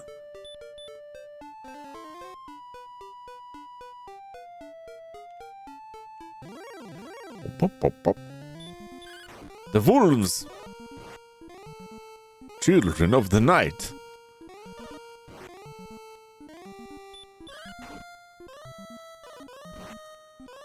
Stop biting me! My flesh can't take it. All right. So we've got enough for that sword. I want to get enough to stay at the inn tonight before we go back. So we'll need 1,555, right? Because it costs 55 gold. So we need another 45 gold here. Conjumula. I was in a jump steam for a moment there. What do you mean? Vegeta hits Super Saiyan, immediately crashes out. Yeah. Well, just a little bit more money. Just a little bit more money. Come on, Wolf. Stop chewing on my flesh. This guy, I don't know how magic works in this world precisely, like healing magic, right? Because there's some healing magic that like, hey, we hit a level 2. This is a different phrase, got bonked by moderation. Yeah, I don't control it. I gotta leave it on. But I frequently disagree with what it goes in. He smells synthetic pig skin. He's hungry for the bacon. All right, we leveled up as well. So the perfect timing. We hit our financial goal and our level goal at the same fight. Just turn live chat on. It's fine. No, I won't. I've seen things. When I put hold messages for review, and I saw some of the stuff that was getting blocked, and I was like, no, that's good. That's good. I did see other things that I was like, why the hell is that blocked? That's dumb. But the majority of it, I think, was stuff that I'm fine with it getting bonked. Power increased by 5. Speed increased by 8. 4 more maximum hit points. 4 more magic points. And we learned a new spell, which is Stop Spell. Let's get this sword. We check our status now. Our attack power is 45 at the moment. Shava hates us. I hate you. No, I don't hate nobody. I'm just, you know, I'm just a nervous Nelly. I see things in the chat and I'm like, oh, YouTube's not gonna like that. YouTube's not gonna like that. They're gonna come for me. They're gonna come for me and all of the money I don't make. They're gonna spoil my channel. They're gonna throw me off. I don't think they'll care until I reach a point where they're like, money is changing hands, and then they'll be like, actually, we took a look and it seems like your channel is real bad, according to our automated system. I hate you. I can't like squelch my voice enough for that, if that makes sense. my nephew, my sweet young nephew, his favorite moment, he loves Star Wars. He loves the prequels. He loves Anakin. And his favorite moment is the final showdown between Obi-Wan and Anakin. And when we used to play Legos together, he would build that Mustafar scene. Like, he was just constantly building a new version of the Mustafar scene to reenact it again, to reenact that scene again. So I memorized the lines from that so that we could reenact that scene over and over again. And then eventually he decided that actually Anakin should win and that Anakin should, like, the high ground shouldn't matter and Anakin should destroy Obi-Wan. And he kept twisting the story around for that. But I heard that a lot. He'd have his Lego Anakin and fly through the air at Obi-Wan, and then he would tear that Lego guy apart, just like Anakin, and have him laying on those red bricks, going, I hate you, I hate you. And then he twisted around. He's like, no, actually, Anakin wins this time. I'm like, what? Really? He's like, yeah, Anakin actually is fine. And Anakin succeeds. Obi-Wan's the one who goes down. Like, oh, okay, I guess. I didn't realize that was what was our mind. Like, yeah, Anakin's not gonna become Darth Vader, and Anakin wins it all. Like, oh, okay. Classic AUs, yep. All right, let's buy this broadsword. I forgot my number here. I wanted to compare. 45.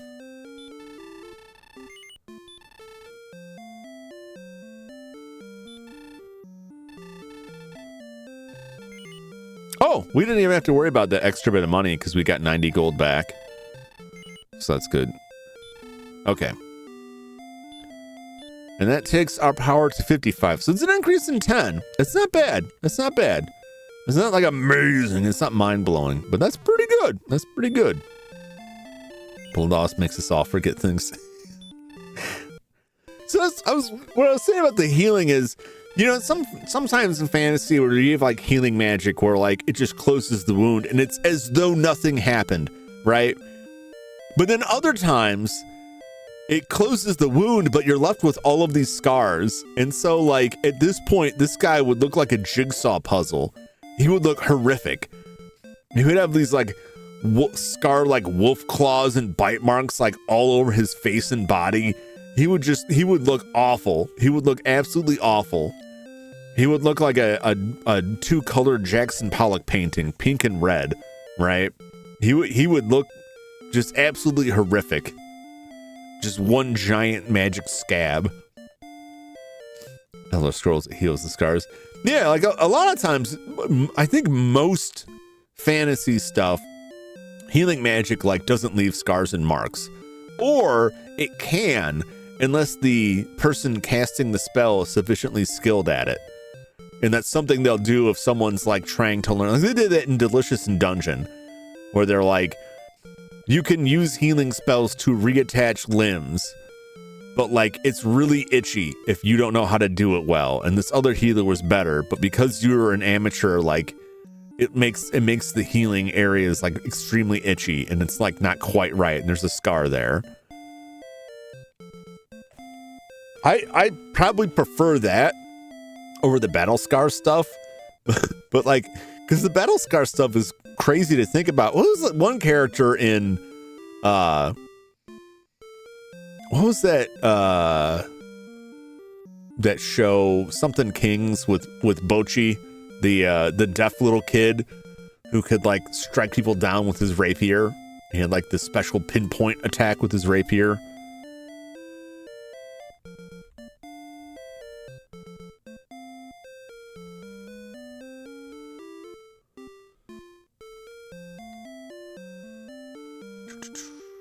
Ranking of Kings. I really enjoyed that. There was one character from it who was like, got really messed up. And every time like the queen would use healing magic on him, it would just like, it would leave the scar tissue over it. Like he lost his eye and he just has this huge scar over his eye. And as like it goes on in this fight, he's just like more and more scarred up, more marked by it. There's an example was a book where two soldiers go to arrest a serial kidnapper mage at a castle, captures and keeps using destruction and healing magic on them. Oh man. It's pretty brutal. It's pretty brutal if people use that stuff. If you use that stuff for evil, if you use your fantasy magic systems for evil, you do a lot of horrific stuff to people. Just like impale them with something and then heal around it. You can make some really horrible Cenobites that way. All right, we got a little bit more power on us, and we don't have a lot of money to lose. So let's head south, and we'll see how much better with our increased level and better sword we can do with some of these fiends, whoever we encounter. But we're gonna head south and scope this out. We may run into some stuff that's like too tough for us. Gold man, these guys are good for money. I'm gonna put them to sleep. I'm gonna try to. The spell will not work. 14 hit points. Blow for blow here.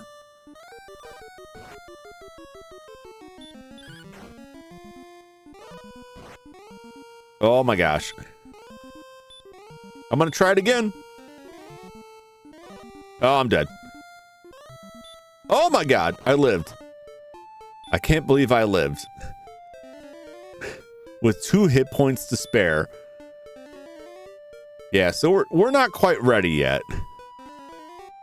Those are tougher enemies, and they're very good for money. Wolf Lord. Even a 2 HP. Ready to ask what kind of Cenobite would you make? Oh, just the usual type, you know, like the pins in the head. I like the hooks in the flesh. I really like Chatterbox. It's got like no eyes, just like the chattering teeth. I would have like a harpsichord like stuck in your chest, or maybe just like a harp. I'm thinking a harpsichord's a different thing. Just like a harp that's like implanted within your chest, so that your breathing is like plucking the strings, like the strings are like plucking against your heart as it beats. So you get this weird like music going on. And it's like just a little bit painful because it slices your heart a little bit. But like you're a Cenobite, so you're into that. Or you soon will be. Yeah. I like the one in Bloodlines where they have the twins who are terrified of being separated, so they melt them together. That was pretty messed up. That was pretty crazy.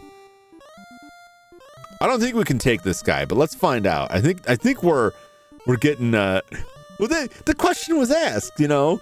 I'm not saying I will do this. Obviously, I don't have the power to do this. I'm just saying, if I did have the power, that's what I would do. That's if it was up to me. If I was making Cenobites for a fictional setting, fictional Cenobites, not real people that I do this to because I don't have that ability yet. I'm so glad you can't do Sith alchemy that you know of. But no, obviously I can't. Clearly I can't. But I don't want to, regretting this, I don't want to make it sound like the only thing keeping me from becoming some sort of horrible, like, flesh sculptor is, like, lacking the supernatural abilities required to do so. I have morals as well, kind of. I'd like to think that if I was given that power, I wouldn't immediately turn to evil. I mean, eventually, yeah. No one's incorruptible, but I'd probably last like a day or two before I'm like, well, time to make some meat monsters. All hail our Lich King. Man, I'd be a Lich. I guess the questions would be like, can I still... How well do my eyes work and can I still play video games?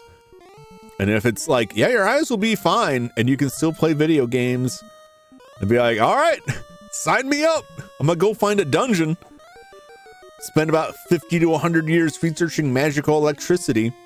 And then I'm just gonna sit down there in my cavern till the end of days. If I'm already evil, will corrupting me make me a good person? No, just make you more evil, you know. It's kind of like, you know, stuff that's burned. You know, like if you got a sunburn and you get more sun and more burnt, it doesn't unburn it. It's like that. You just get more rotten. You just reach new depths of depravity previously unknown to yourself. You think you know what evil is. And then you get a little bit more evil and you're like, oh, I had no idea how evil I could actually be. There's always worse. There are always worse crimes to commit. Theoretically. Jim's sitting in his dungeon, some adventures coming and goes. Speedy swarm. I'm stung to death. I just, you know, adventures are welcome because I'm always going to need new subject master, new subjects for my my experiments, you know. And I'll probably get hungry too. You know, I don't know what the lich eating situation is. Like, surely we can't digest food, but like, can I taste it? Can I taste the food? Because I'd still eat it. I'd still eat if I got like, man, this tastes really good. Yum, yum, yum. And then like all of that chewed up food just like falls straight out of my wide open rib cage. And then I just get one of my meat monsters to sweep it up. Secret spell of the weekend, the Lich King Jum. Emoji Joe, no! Now my one weakness. Ah! Barbecue orc cutlets. I mean, like, I'm of the stance like those orcs are not human. Humanoids are not human, right? The important part is the oid part. Humanoids are not human, and therefore, they're fair game. An orc is not a human being. Sentient, possibly, maybe. You can't prove that to me, though. All I see is pork. All I see is bacon walking on two legs. I see a fine meal. Sure, it sounds like it has a language. It seems like it has a society. What do I know? I'll tell you what I know. I'm hungry, and I see a fine meal walking around. That's just efficient, right? It's just more efficient. You take those orcs, right? You wrangle a few of them in. You start a series of a program of domestication, and now you're mass producing orc cutlets. Sure, they don't ever taste as good as the free range variety, but there's a lot less disease in them. Goblin legs on the side. Man, I'd eat a goblin. Why not? Why not? None of those things are real anyway, so I feel safe saying I'd absolutely eat them. They're not people. Goblins. I couldn't do it again. I feel like I got the one D's nuts joke on the chat. I feel like if I did it again, they'd never forgive me.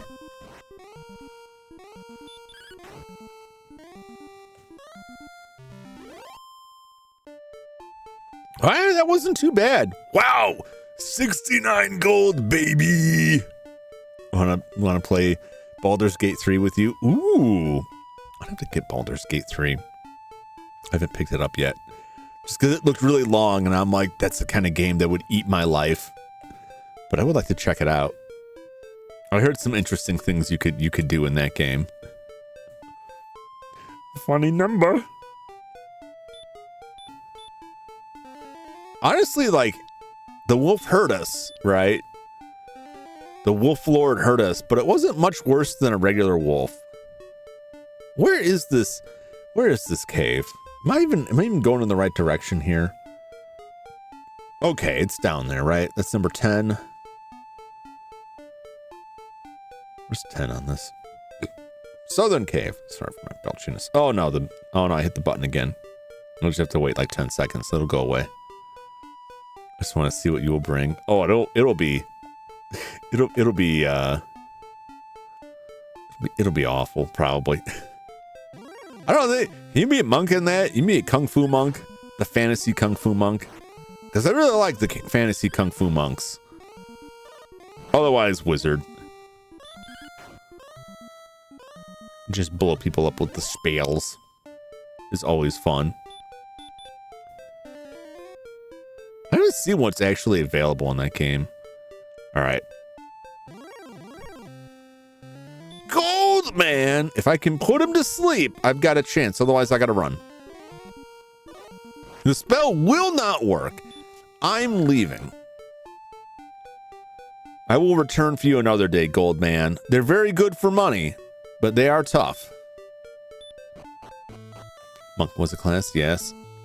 Yeah, I'm just never sure what actually makes the translations in this. I would expect it to be in there, but I never know until I check. I don't like to assume, because then I'd get the game and be like, what do you mean I can't be a sorcerer? What do you mean they don't exist anymore?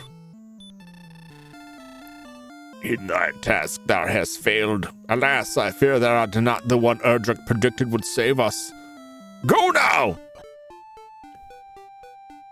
What do you mean? What do you mean I failed? What task would you have me do?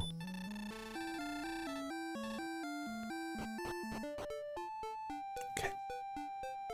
All right. Well, I got other stuff I got to do, I guess. Oh no, not the Wyvern. Wyverns can be rough. Let's see. We'll see how this does. Look at this.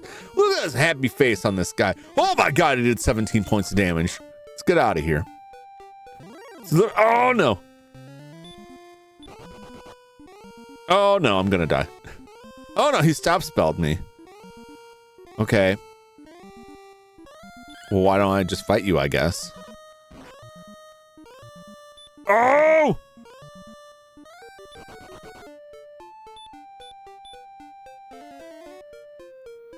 That stop spell, I was gonna heal myself. That stop spell really did a number on me. I haven't even got a chance to use stop spell myself. Now we just have to run. Oh God! Now we're desperately fleeing for our lives. Oh no! Oh no! I don't know why I hit fight. We're dead! Yeah, those enemies were a little bit tougher. Death should not have taken thee, Jum. I will give thee another chance. I just want to say, if the king's got this kind of power, like, did they go recover my dead body and resurrect me? Or is he just, like, summoning me back here? What exactly is the mechanics behind me waking up here? Here, that's half for XP. Thankfully, not the XP. Just the gold. Although that sucks. That gets really rough. And I'm glad I bought that sword first. That's why I bought it first. But, like, Originally, Yuji Horii said he was going to have it take half the XP, and like that would be hellacious. You can't take all of my progress. You can take some of it. I won't be happy, but please don't take all of it. We might as well save while we're here, right?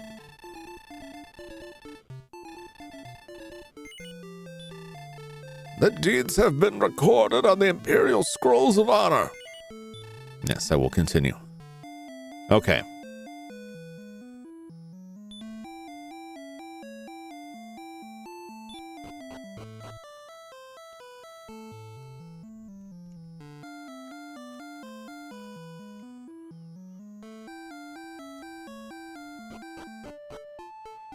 I can't help but feel like I have missed something. As we went to the southern cave, and the old man is just like, you failed. And I'm like, what do you mean? What do you mean I failed? So now we're just one-shotting these things. We were one-shotting these things before, though.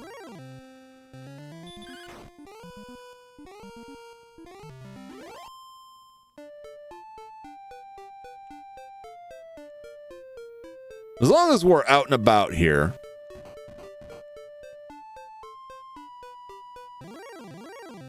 And we've lost money. Let's take a look at the dragon. I don't think we can take it yet. But I'm gonna throw my life away to try it. We might get lucky.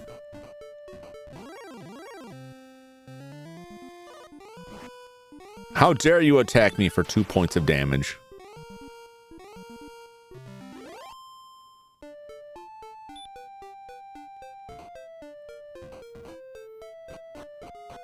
Wow, that really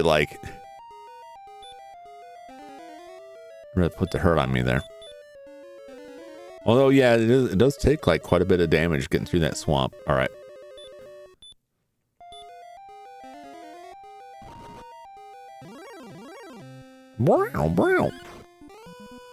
Because at this point, like we're only losing what, 75 gold. Like it's not the end of the world. It's really not. If we die, so we might as well try it. We might as well try the dragon here. A green dragon. All right, let's see if we can put it to sleep. We put the dragon to sleep. All right, now we stab. And it woke up immediately. And it did a massive amount of damage. Okay, so it's doing 30 plus points of damage per attack. We are definitely not there yet.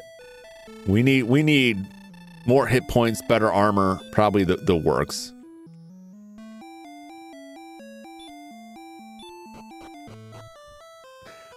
I wanted to try, but I was pretty confident we were not there yet.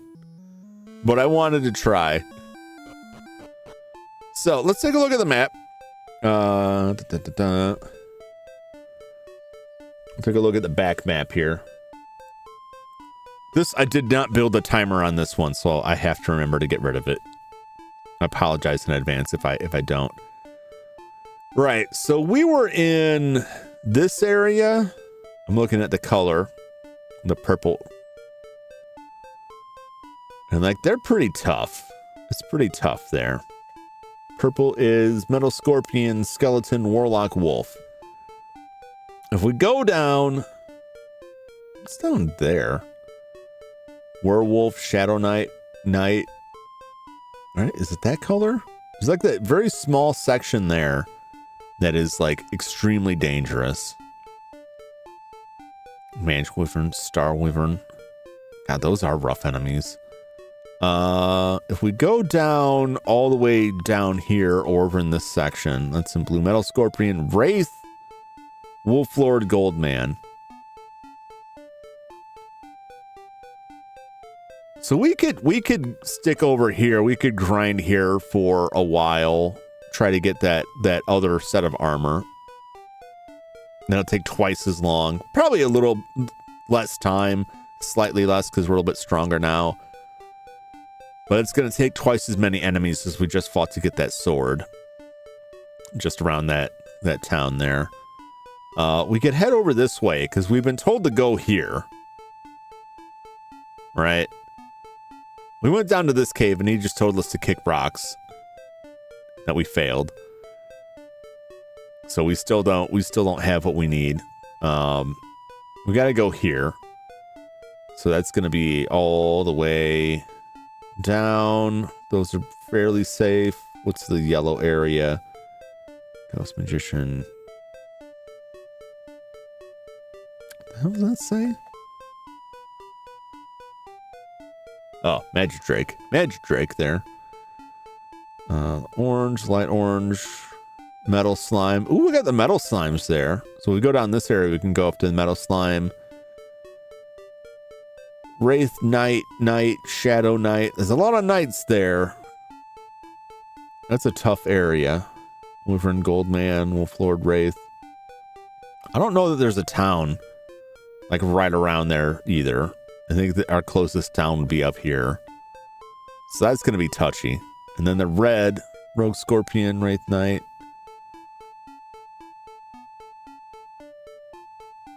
Yeah, that's pretty... Let's get our armor back up over there. Let's get our armor up, right? Go back to where we were. Continue to grind on that. Maybe go for another level. Let's see what this says. Level 10. Drune Lords, eh?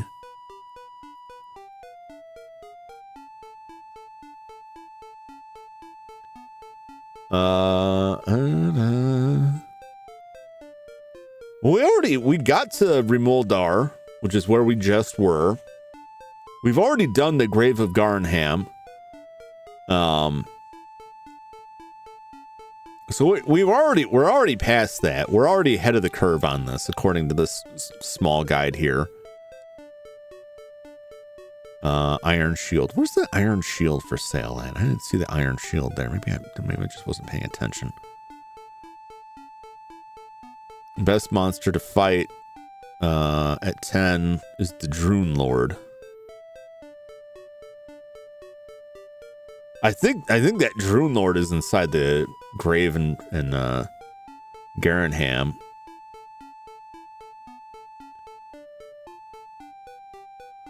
We'll just stick to that southern area for a while.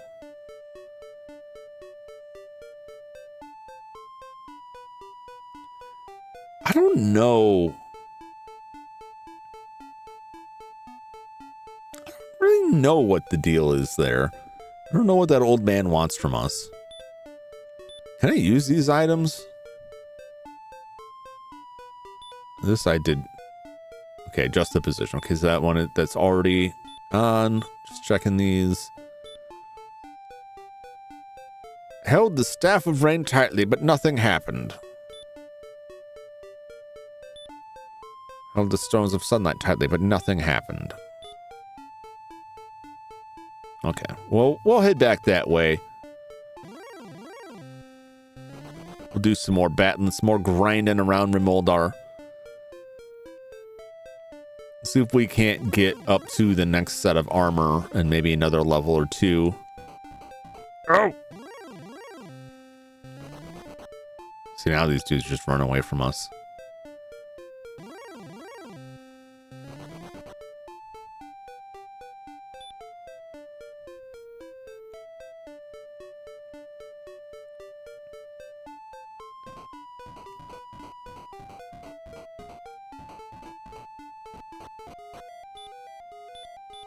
Oh, that does so much damage to us. It's such a waste.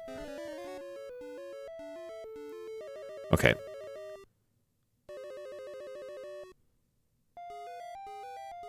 We don't even need to light it up. Druid! We don't really need to light this dungeon up. It's just a straight down. Straight down until you hit the wall.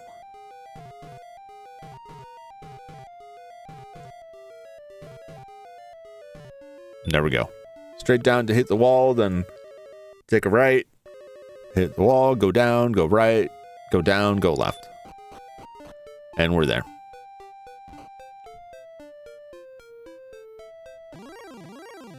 Let's chat with some more people in Remoldar. Maybe one of them will. I know they just told me to go talk to the wise man, talk to the sage, talk to the old man, whatever.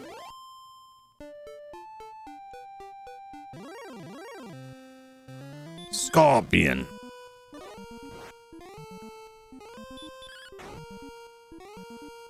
I want to at least get the armor, which will be a while.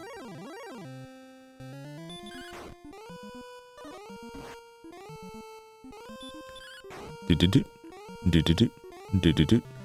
don't have to stick by like the level where it says to go. Isn't it like a hard and fast? Because like we already did the grave in Garenheim, and it's telling us we shouldn't even have gone there until the next level. We did that last time. We got the harp. It was tough. It was pretty scary down there. We did have to run from quite a few fights. So like it's not like that was without issue, but all right, let's see how we do against the wolf. Wow, we did 20 points of damage on a normal hit.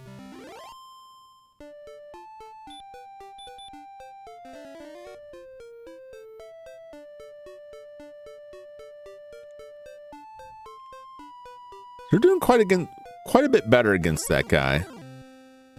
I still don't think we're like tough enough to take on the next wave, the next step up. This is still going to be like 3 hits on these guys.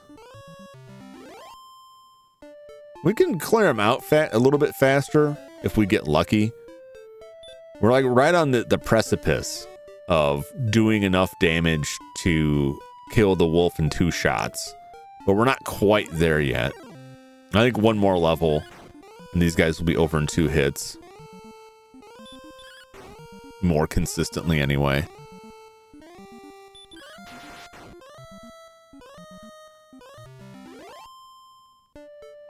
See, previously it would take like average of 28 points to damage them. I almost did 28 points across 2 attacks. I did like 27 points there. So yeah, 2 hits. We're not good enough to do it super consistently. It won't happen every time. But in another level, we probably will. One more level and we'll probably like 2 hit those guys pretty consistently. Because our lowest damage will probably be enough. If we do like 14 points per attack, it's over in 2 hits.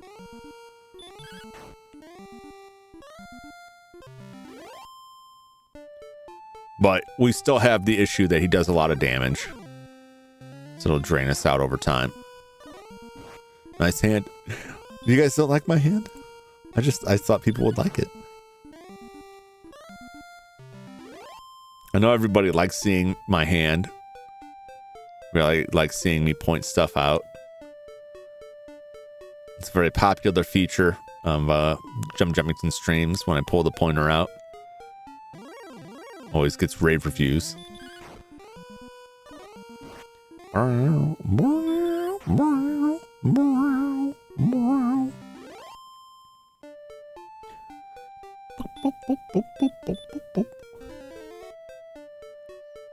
After this, I have to fire up the old Dreamcast so I can grab some screenshots for thumbnails and stuff for Monday's stream, tomorrow's stream. I'll be playing Alone in the Dark, the new nightmare for the Dreamcast. Finally be cracking the Dreamcast out. Probably not the best thing to open up with the Dreamcast on, but it's pretty solid. It would have been like Code Veronica, but I want to play the weird light gunless shooter, the light gun game of Resident Evil for the PS1 before I get to Code Veronica X on the Dreamcast. I've got a bunch of other Dreamcast games too. I'm excited about that. I know the one disappointing thing is that I don't think the VMU is very exciting in that game. Sometimes the VMU actually has like your ammo count or health or some messages on it. or some interesting stuff going on. I think this just says Alone in the Dark. I don't think it does anything else. But I have like the VMU I have can send its screen to the computer if I have it plugged in so that you'll see it while I'm streaming. I got the one with the alien invasion and four-armed gun dog. Alien invasion, four-armed gun dog, MDK2. Oh! I do. I think I have a computer.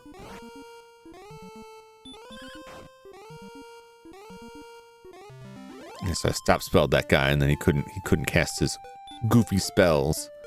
I'm gonna go rest now, just because my magic power is low. How much money do I have? 545. So we're building up money at a pretty decent clip. It was just like one run there. Interesting, Crazy Taxi. I may not do Crazy Taxi. I had fun in Crazy Taxi. I was never very good at it. I never got super far with it. But also like the music in that is like, it's all like super copyrighted. Like there's no way I can play that game with the music on the Dreamcast and not get like all kinds of heat for that. So like I'm hesitant to grab that. Yeah. It's who is it? Who did the music in the Crazy Taxi? Yeah. I played a lot of that first level.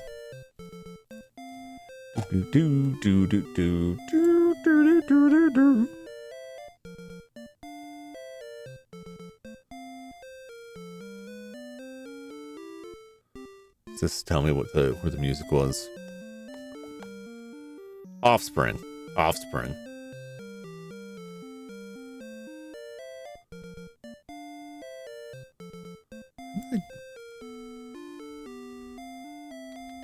just had a tab open. It just kind of vanished on me. Now, so the first MDK, PC and PlayStation. And then 2 was on Windows and Dreamcast and PlayStation 2. See, I want to see, MDK might be PC games. Because they were originally PC games. They may be goofy on the console. Check them out, though.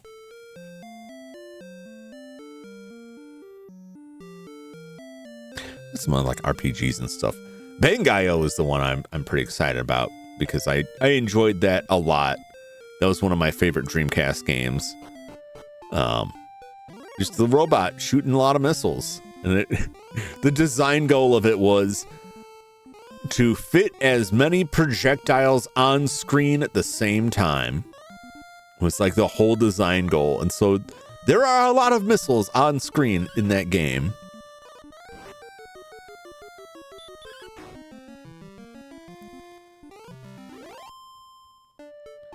But the most annoying thing with my Dreamcast, and I have replaced this battery and it doesn't seem to matter, and I've forgotten if this was as much of an issue before. It makes me wonder if there's not something else going on.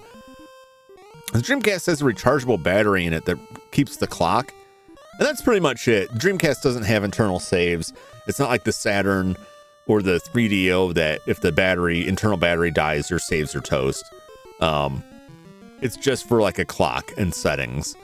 And if I don't turn my Dreamcast on for like an hour once a week, the battery is dead the next time I turn it on because there's no standby power.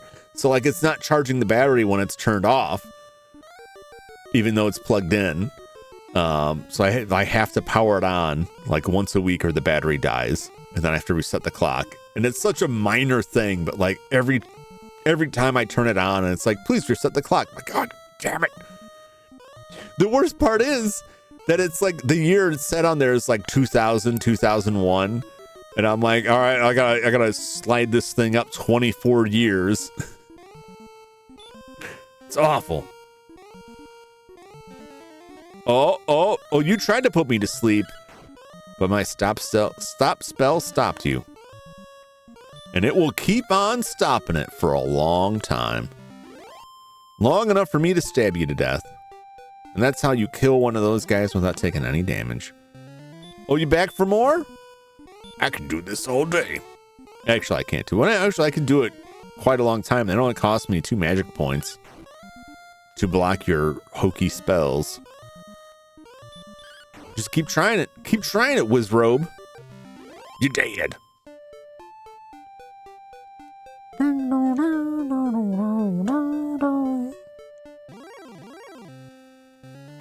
A couple of the games have mini games you can play on the VMU. A couple of the Dreamcast games. I think Skies of Arcadia has like a mini game where you can get extra money by playing a little mini game on the VMU.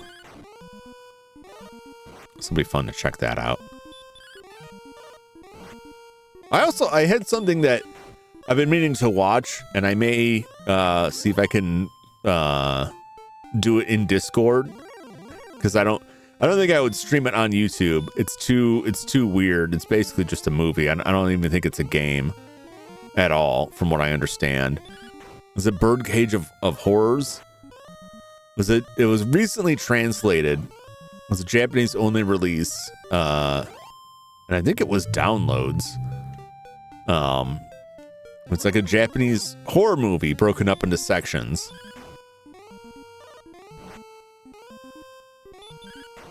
I'll have to look up like the particulars of it. This rover reminds me to check out Legend of Neo. I did. Man, I watched it a while ago. This seems like forever ago now, and it wasn't. It was, less than a year ago.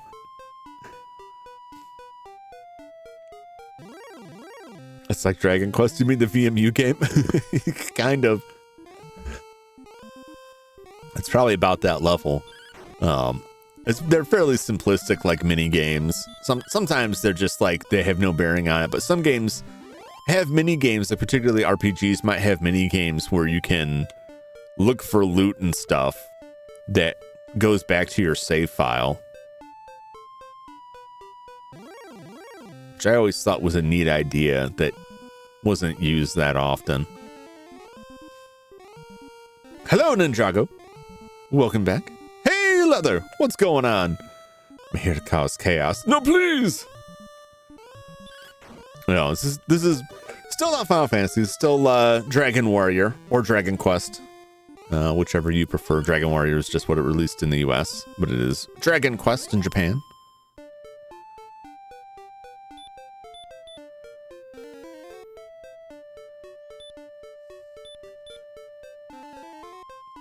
Eat your attack. I don't think I want to. I don't think that sounds very tasty.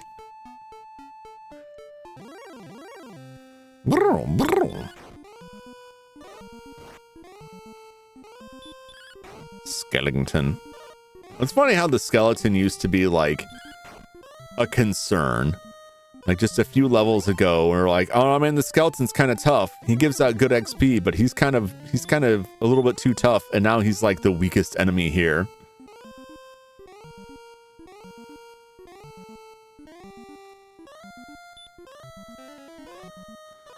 Come like the Power Rangers, but for chaos.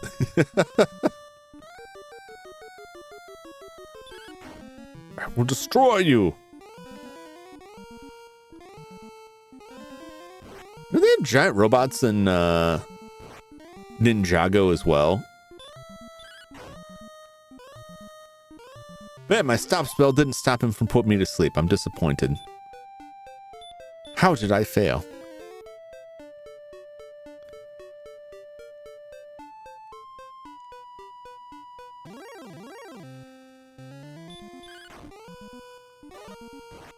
I like some Super Sentai. I gotta remember. I keep forgetting to buy this, and I'm gonna regret it when it's no longer for sale. But they've got some the Metal Heroes shows, like Space Sheriff Gavin, out on Blu-ray now. I keep meaning to pick that up. Coal Japan, Coal USA in Japan, Coal Kid. In season 2, yeah.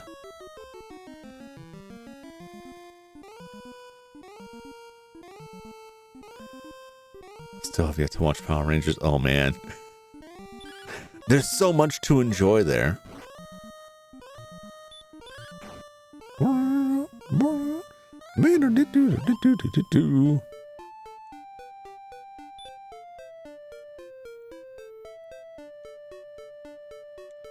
Goal now is 3,000 gold to get the next armor upgrade. I'm not crazy enough to go for the 7,000 gold. If I get 3,000, I'll be satisfied.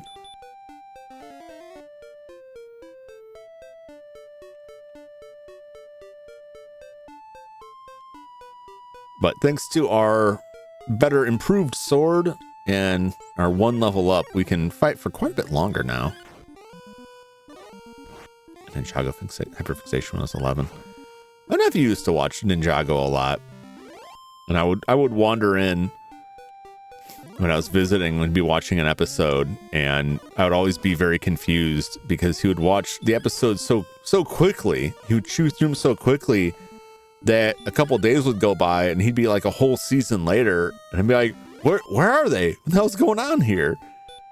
And he tried to explain it. He was still very young then. He tried to explain it, but he didn't have a very strong vocabulary. And I really was just like, man, I have no idea what's going on. I'm so lost. The spell hath been blocked. You like me now, Warlock? No fat rings for you today.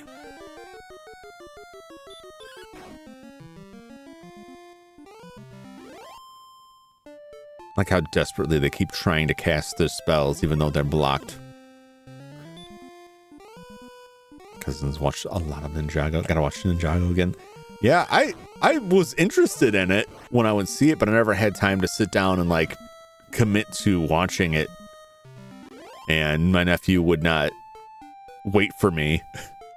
So any episode I saw was like from, you know, I would see like 1 or 2 episodes per season, and then it'd be on to the next one by the time I saw it again. And like, a lot of stuff would change in a season. Jump to Ninjago watch along. Oh man.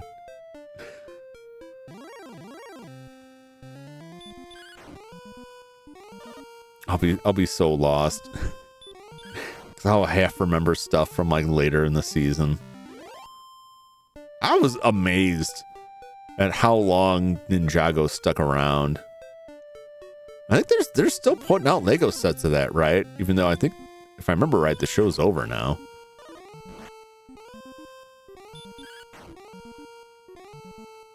Japan Coal Kid Ninjago.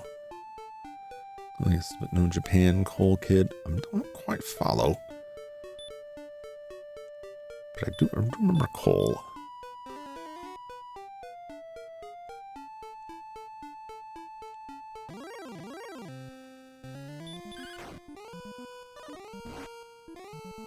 Yeah, it was very successful for them, which I thought the sets were neat, but as an old man who misses like the old school space sets and town sets and sees Lego completely overtaken by like Marvel and Ninjago and like all the licensed sets, Star Wars and Marvel, Ninjago, and seeing like,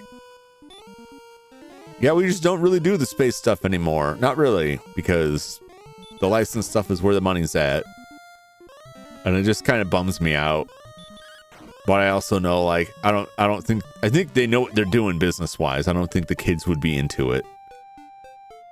If they're like, hey, check out, we brought back, you know, Space Police, or Black Monarch, or Magnetron. I think it was Magnetron. I don't think they'd be into it. Though that monorail, that space monorail was real cool. I didn't have it.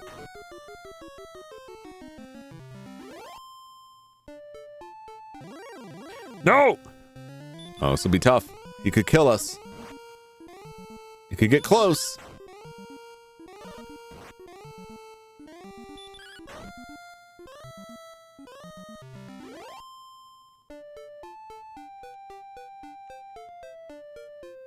Okay.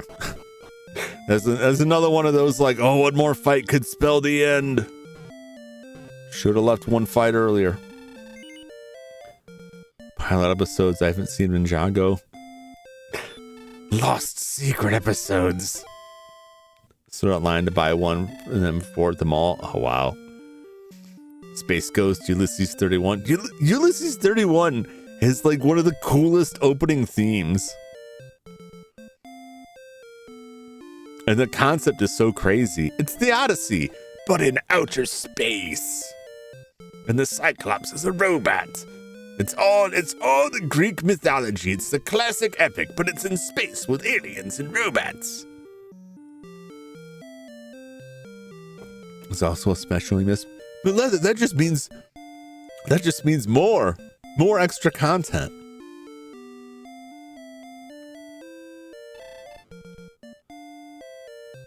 All right, we're almost halfway there. We're almost halfway to our new shiny armor.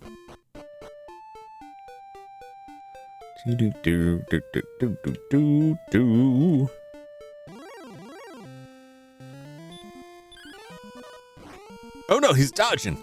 How dare you dodge him?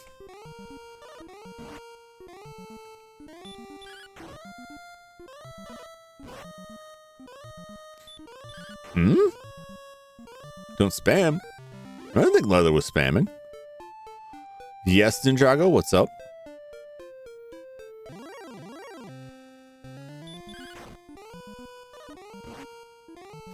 Yeah, don't worry about going after other people in the chat. I can take care of that. But I don't think Leather's spamming. I think it's fine. I don't spam. I mean, I don't see her spamming. She's just talking about the episodes in a pretty normal fashion to me.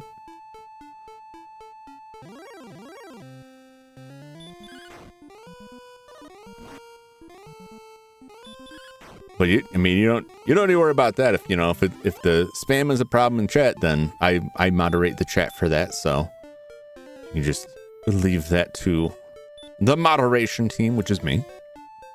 I would appreciate that.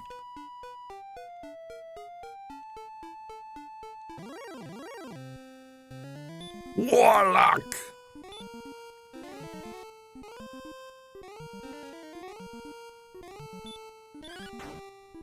I don't think I ever watched any of the sequels to Warlock. I say sequels plural because I think there's at least 2 of them. With Julian Sands. Warlock. I enjoyed the first one a lot. It's goofy. 2 sequels following. Warlock, the Armageddon. Julian Sands came back for that, but I don't think he came back for the 3rd one. Sequel in title only to the 1989 film Warlock. Undisconnected story. There's just the title. Why don't you tell me what the 3rd movie was called? Is it just Warlock 3? Warlock 3, The End of Innocence. Direct-to-video sequel.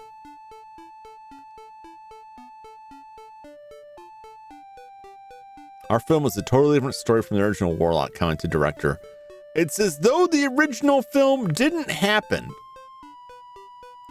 Then why? That disturbs me. Like, why did you make it then? Why didn't you call it something else? You can't call a movie 2 and be like, it has nothing to do with the first one. Just pretend the first one didn't exist. I can't. It's in your title. Your title itself reminds me the first one exists. The 3rd movie had no Julian Sands. Bruce Payne replaced him. Well, that looks like my kind of terrible.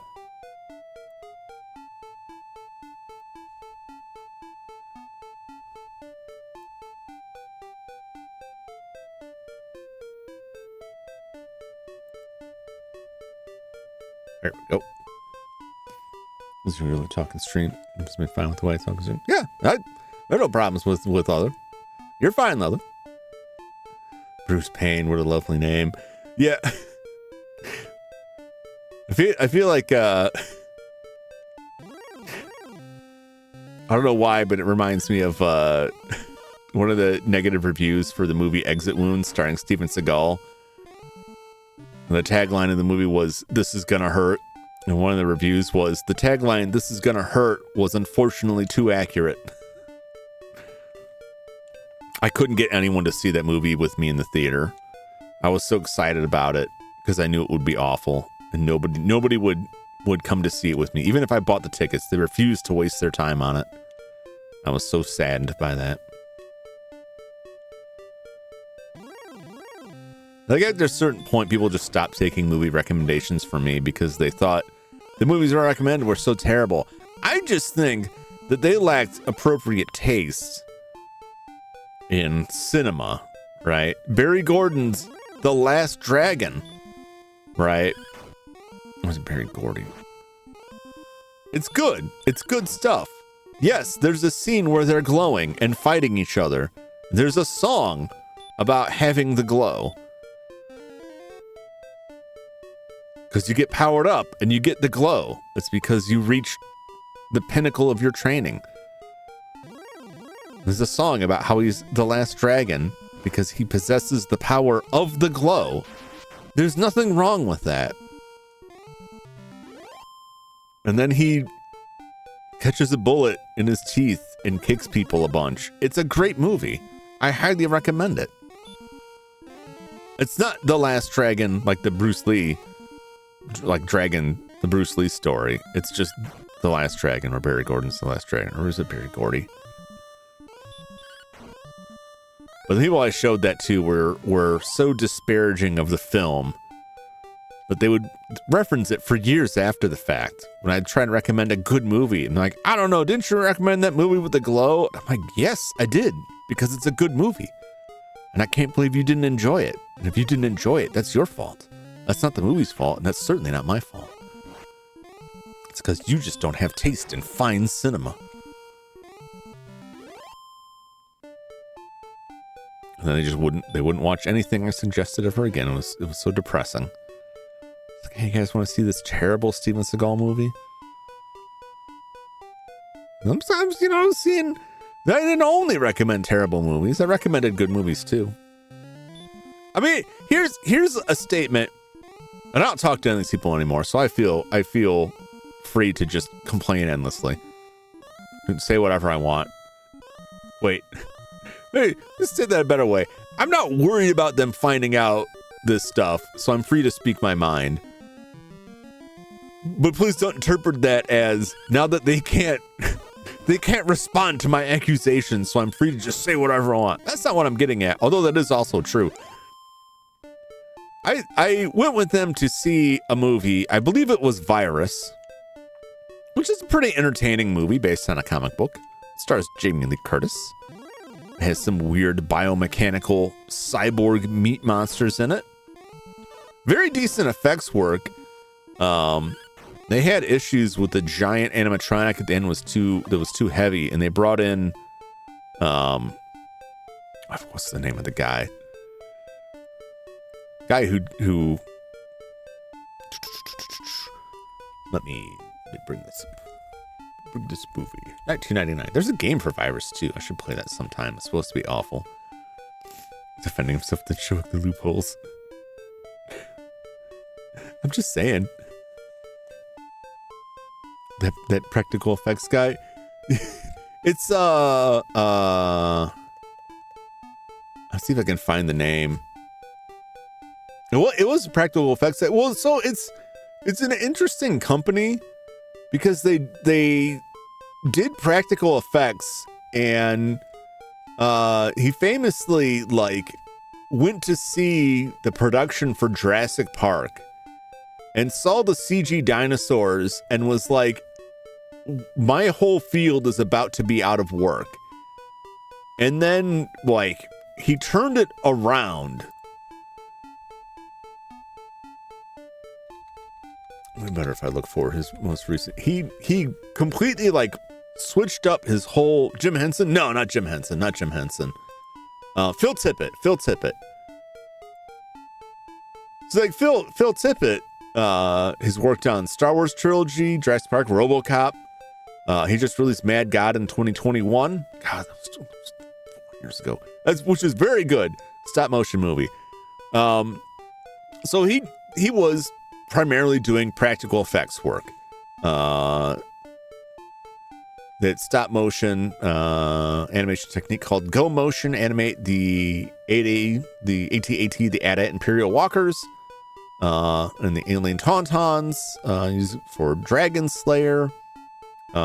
He led the famed Lucasfilm creature shop for Return of the Jedi, for which he won his first Oscar in 1984. He modeled the Dark Overlord creatures for Howard the Duck. Did the ED-209 stop motion, the movie. So he's done a lot of this work. He also did stop motion for Star Wars Skeleton Crew. That's cool. He's still out there working on stuff. So he was all like practical effects, right? And they did very good practical effects. And then they saw Jurassic Park and the CG they were working in the test footage. And it was like, well, we're going to go out of work. And so he,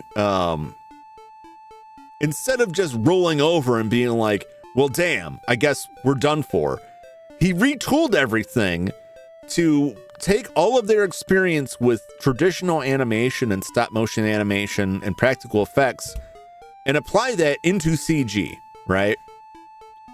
And so they continue to do work for stuff. They did work for Starship Troopers. Like they did CG work for Starship Troopers. They worked for The Haunting, Evolution.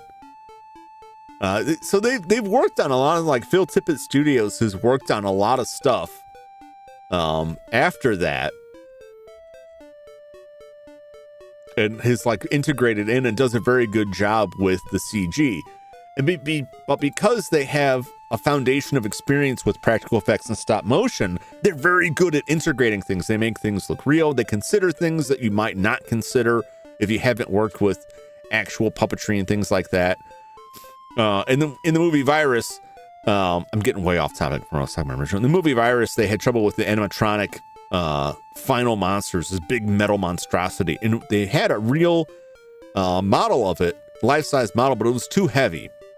And so they went in Tippett Studios and like scanned, they broke the thing down into pieces and scanned like every piece of it and recreated it in CG. And it looks really good, especially for 1999, right?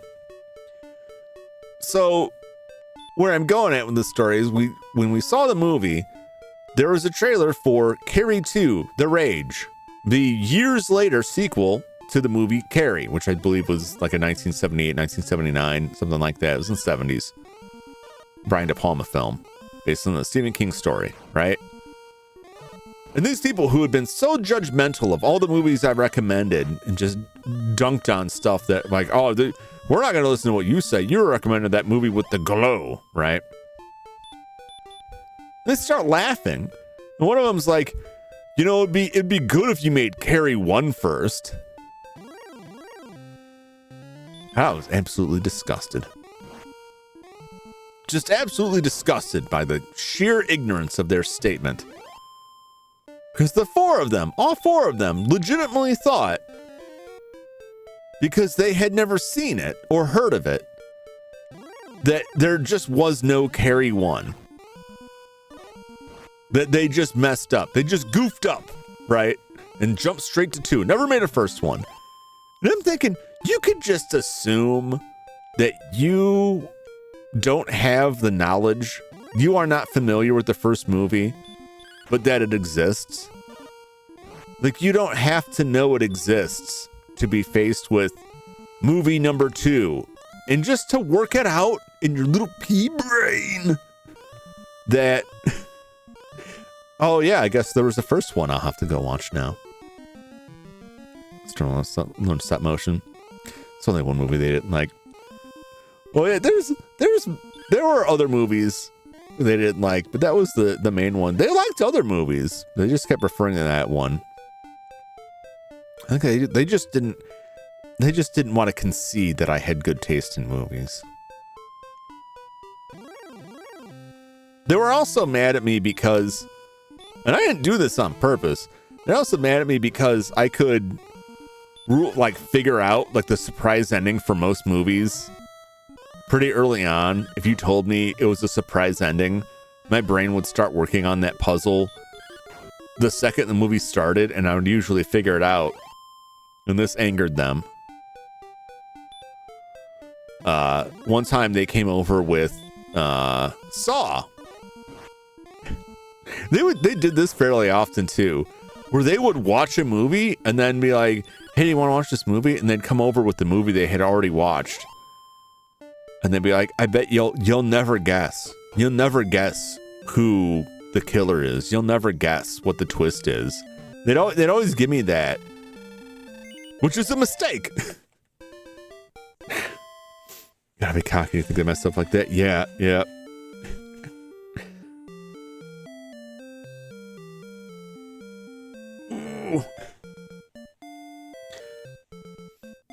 They didn't like much.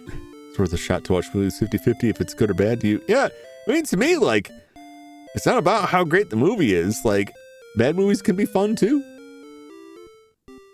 But they'd say that stuff, but they'd always, I don't know if they did this on purpose or what. So like, Saw starts. I'm gonna spoil this. The movie's old enough. I'm sorry if I'm spoiling this for you. You've had your chance, right? There's a statute of limitations on this. The movie opens up and you're shown 3 people, right? One guy's in a bathtub, chained up. One guy's chained up to some pipes. And on the floor between the two of them is a dead body. And that's all you've seen at this point. And my friends lean over to me and say, you'll never guess who the killer is. Now, folks, just think about that, right? You don't have to know bump kiss about this movie. All you need, all the information you need to solve that mystery is right there, right? You've been shown 3 people, and one of them's a dead body. And you're told, you'll never guess, right? Why will you never guess? Well, because it's the one option you never pick. Clearly, it can't be the dead guy, right? Because he's dead. So obviously, it's gonna be the dead guy. And it was the dead guy. He wasn't really dead. And it's like, you gave it away. You gave it away. If you had waited until they showed one other character and said that, I might not have figured it out. But just based on that, you're challenging me with, I have only seen 3 characters, and one of those characters is the super obvious choice of, it can't possibly be this person. Therefore, that is obviously the twist. Ninjago, Leather's not spamming. We're having a conversation. I don't know why you insist on that, but I'm gonna ask you again. Please don't tell other people not to spam. You know, that you can post multiple times. You know, Leather's posting different things. It's not just the same message repeated. That would be spam. Spam would be the same message repeated over and over again. But, you know, Leather's just posting a variety of different messages. We're having a conversation. It's a back and forth. So it's not spam. So please don't please don't at people about the spam on this. If you take an issue with somebody else in the chat and they're not getting blocked by me, you can choose to, you know, block them yourself. But like I have no issue with Leather. Leather is fine. So please don't worry about it. And I'm sorry if it is bothering you, but it's a pretty normal conversation.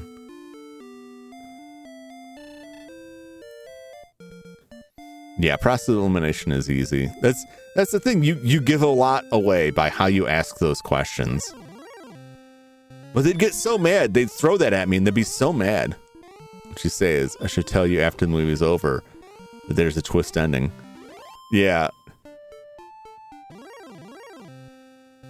But just don't say anything during the movie.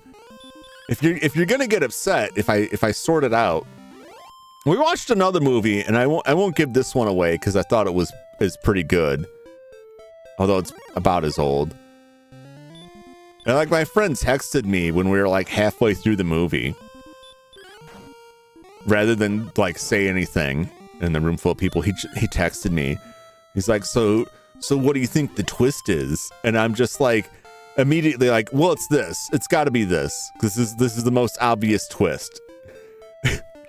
And I hear him like, you know, he's sitting a few seats down on the couch. He's like, damn it. Like, yeah, there we go. Whoever guessed that Willy Wonka's insane, but you'll never figure it out. Yeah, you know, if you don't tell me a movie has a twist ending, I won't really worry about it. But here's like I'm not some super genius with this stuff. It's just I've seen a lot of movies. I've read a lot of stories.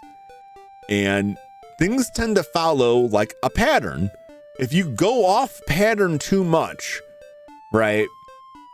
It gets bad, right? There's a reason these things have, just like music, it's got like a rhythm, it's got a timing, it's got a pattern.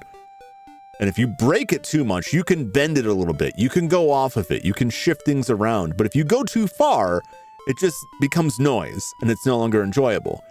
And stories are like that too. So if you've read enough stories and seen enough movies, you've experienced enough plots, you can kind of figure out, based on all these things you saw before, like, clearly they're going to this, right? Like if you're watching a horror movie, you can usually tell when a jump scare is coming if you're paying attention. And you can prepare yourself for it if that's something that bothers you. You can usually tell, like all the classic cues are there. It's like when things start getting real quiet, when the score goes silent and things get really quiet, and there's this extended stretch of like silence. There's a tension building. You know a jump scare is going to come. How do you know it's going to come? Because you've seen it before. And you've seen it enough times, you learn to predict that. If you've seen enough stories where, you know, someone does a heel turn halfway through, it's like you start seeing the signs of that. Not even seeing the signs, you just look at the plot and go, the normal way a story like this would go is that this guy would backstab you. So therefore, he's probably going to backstab him. Even if they don't lay any breadcrumbs out, just because that's how the stories usually go. And they'll usually stick to the formula. You're telling the character's going to do something stupid. Yep. It's terror topic in place. Yep. Actually, Grandpa Joe's the villain. Grandpa Joe with his coke nail. Grandpa Joe laying in bed all the time until he has a chance to tour the chocolate factory, and then he's fine. Grandpa Joe's gonna carry Coleman, that kid. I guarantee it. Grandpa Joe's gonna be like, well, I'm an adult and I'm his guardian, therefore I will take all of these things and I will manage his finances, and he's gonna run that place into the ground and take all of his money. And little Charlie's not gonna get any of it. He's gonna get like one chocolate bar. And then he'll be shoving him in the chocolate river. I guarantee it. Then we went up a level. The power increases to 5. The response speed increases by 4. 8 hit points, 9 magic points. Nice. 6 feet in the ground. Yep. Perfectly healthy at the factory. Yep.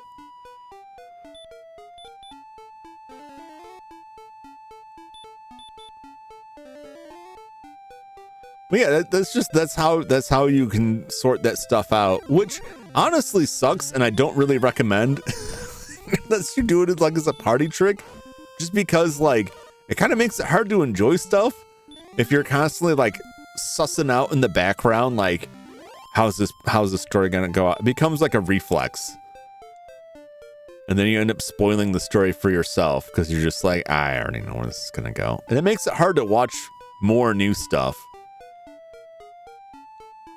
Because you can just see where it's going to go. You can see where the story is taking things. Watch so many movies where someone is somewhere in the town, find someone they're around a lot at the end. Hey, Goes in how Willy Wonka wants to avoid taxes, fines, and crimes. Uses the golden tickets to find a patsy. Yeah.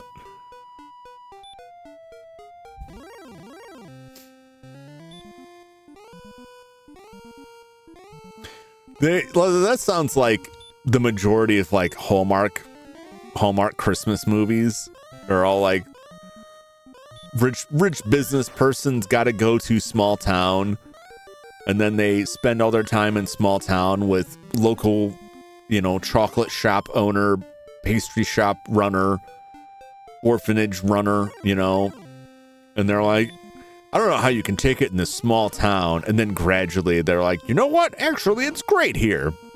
I will abandon my law firm with this person that I've known for 36 hours. We are getting married tomorrow. It is Hallmark. I knew it. My parents, one year, every time I would stop by and see them, were watching Hallmark movies. And like my stepdad knew all the actresses' names. And my mom would be like, the movie would come on and he's like, oh, it's so-and-so. My mom's like, who? He's like, don't you remember she was in this other movie? This other Hallmark movie. It's like, how do you remember these people? Because they'd watch like 2 or 3 of them a day. Like, how can you keep watching these? It's always the same thing. Big city person from New York 60% of the time. Yes, New York City, the only big city that exists. That's where all the big city stuff happens, in New York. I guess if you think about it, well, you can say this about a lot of big cities, but like New York, the state, can vary wildly between New York City and almost anywhere else in the state of New York. You could drive like an hour out of town. From what I understand, I'm not from New York. I think I've been to New York once in my life. I was very young. I couldn't remember it, and it wouldn't matter if I did because it would be so far back that like everything's different now. Right. But I know enough about the state that like you travel a little bit out of the city and it's like a completely different area. I'll move out of New York to a small town to find true love. Yep, New York has farms, lakes, mountains. New York has mountains?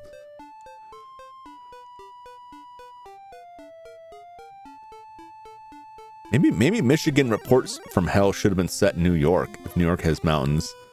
Didn't you guys see that when I played Michigan Report from Hell and it supposedly takes place in Chicago, but at one point they're like, we have to drive to the corporate headquarters, and they're on the road for like an hour or two, and they're like, we're in this mountain resort, and I'm like, what mountains are an hour's drive from Chicago, Illinois? But if it was New York, it's possible.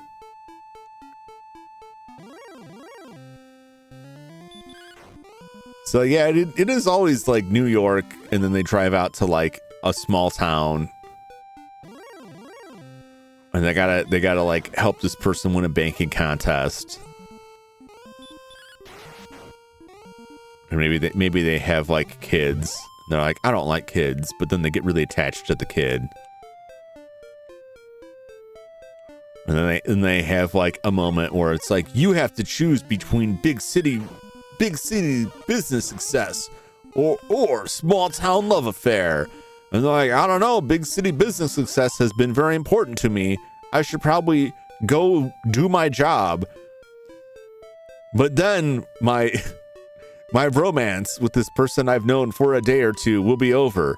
This is a very tough call. I will leave to do my job, but then halfway there, I will change my mind and rush back.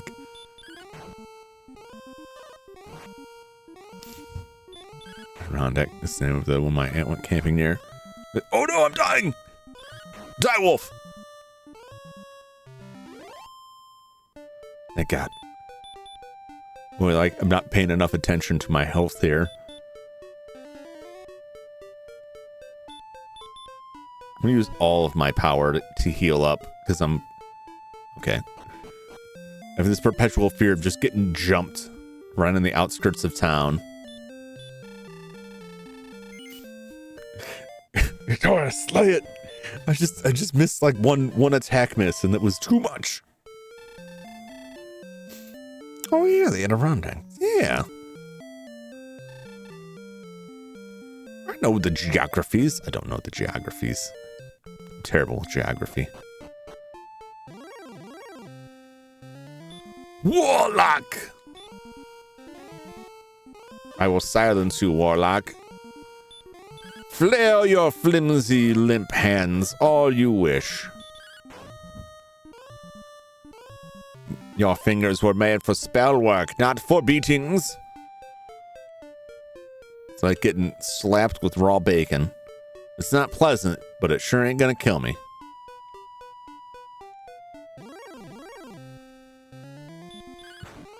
Forgetting the person is trapped or trying to go back to the city, and they find someone they hate. They fall in love and stay in the middle of nowhere. Yeah, I think like the terrible lesson of a lot of those stories is that it's like, if you're stuck in a room with anyone, and I mean anyone, for a long enough span of time, which is much shorter than you might think, you're gonna fall madly in love with them. And I'm thinking, that doesn't sound healthy. That sounds like some sort of like hostage condition. Like, how'd you guys meet? Well, they ran me off the road, and then both our cars flipped over, and we were trapped in a snowbank, and we almost died. And then from that moment on, we were inseparable. And I knew they were the one. You bet that couple fights all the time, like constantly. Stockholm for small towns. Yeah. It's like a spur of the moment romance is one thing, and it's fine as long as you treat it as what it is. But like, it's that people are making like major life decisions based on these total strangers that they've known for like no time at all. I will quit my job and sell my house at a tremendous loss to myself, pack up everything, and move to this town with no business prospects. Goodbye, retirement fund. No, I don't need to worry about health insurance. Like, well, yes, you do. I will break this multi-million-dollar contract without ever considering what sort of clauses are in it that will penalize me for doing so. Here's my ex who I broke up with for no reason. Yeah. Get blocked, fool. Your spells have no power here. I like the ones where like they have the ex and it's like they broke up for like the most asinine reasons. And they're still hanging around, and it's clear like they still want to get back together. But like, no, I told you we can't be together because you prefer peanut butter cookies over chocolate chip, and I just knew I could never be with the man who didn't like chocolate chip cookies more than peanut butter.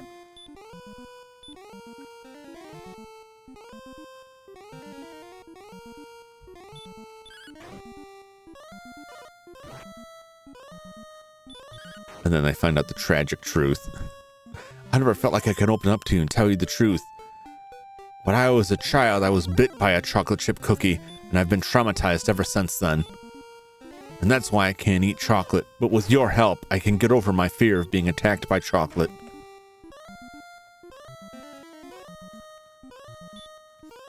Remember the disapproving family member interfering? I hated him, now I love him again. Yep. Yeah, those plots are ridiculous. Did anybody watch that, what's that movie on Netflix, Hot Frosty? About the snowman who becomes a man and has some steamy romance? I heard about it. I did not dare to watch it over the holidays. I think it's called Hot Frosty. Look it up. Which sounds like an awful title. Yes, Hot Frosty. Just looking at the picture of it is ridiculous. Hot Frosty is a 2024 American Christmas romantic comedy film directed by A widow who counters her loneliness with a magical snowman brought to life. Kathy Barrett runs Catherine's Cafe in downtown Hope Springs, New York. After the death of her handyman husband from cancer, she finds herself unmotivated to take care of her house. She lives with no heating, a leaking roof, and a broken step on her staircase. However, she takes care of everyone else in town. Give her a red scarf destined for her, encouraging her to seek happiness after her bereavement. On the way home, she passes a snow sculpture competition and places the scarf on a muscular snowman and takes a picture. It's like something you'd find as comic breaking the 34th rule. Oh, it does. It does. It sounds, just the title is awful. It sounds like a funny way of saying she got something. So she puts it on a hot snowman. Later that night, the snowman comes to life. As he runs naked from an elderly couple and their dogs, he accidentally falls through the clothing shop window. He grabs overalls and galoshes from the shop to wear. In the morning, Kathy finds him talking to the other snowman and invites him into her diner for a bite to eat. She assumes the Jack name tags on the overalls is the newly human snowman's name. And asks what his first memory is. He replies it is of her placing the scarf on him. The sheriff investigates the perceived clothing shop break-in and vows to find the perpetrator.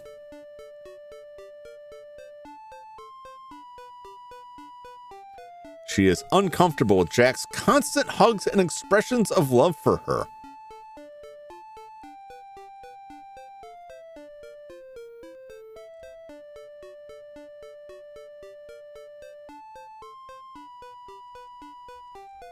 I don't want to read more because now I want to watch it because it sounds horrendous. No, Emoji Joe, please. I'll be honest, I miss Emoji Joe. It was going strong for a while, then it kind of died off. And I got so used to seeing it. And I was like, where's my Joes? Where's my Joes at?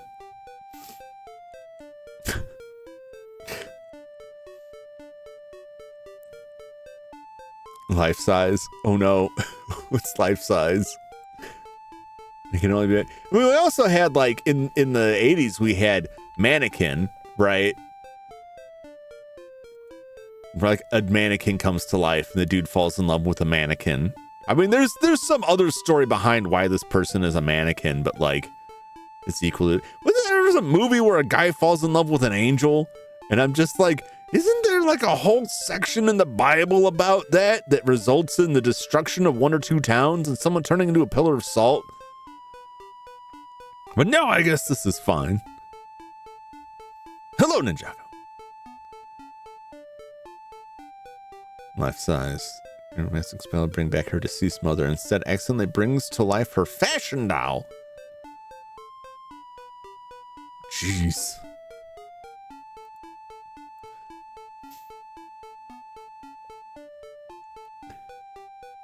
There's some weird stuff. It's just for entertainment value, but like, you know, there's other people. Other Chaos Gaming still around, presumably. But there's still like these movies that portray this very bizarre view of like romance and relationships that very young impressionable people might watch and then get a very distorted idea about what that is.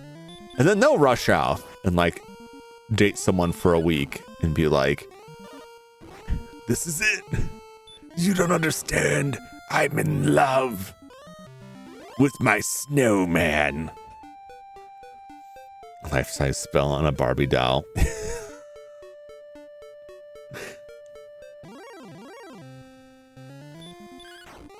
It's very, very odd. I don't know, man. What would be more terrifying to you? A snowman transformed into a human being who's freezing to the touch, like a corpse, or a life-size animated plastic doll?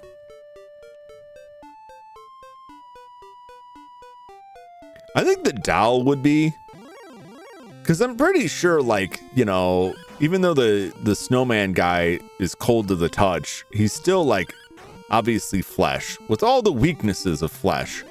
But a doll Could probably go through a lot. I've seen those child play movies. You could do a lot to that doll, and it would keep on coming. It'd get you.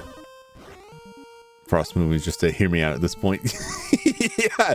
Now wait, hear me out. Exactly. Yep. The doll though, that wouldn't sit right with me.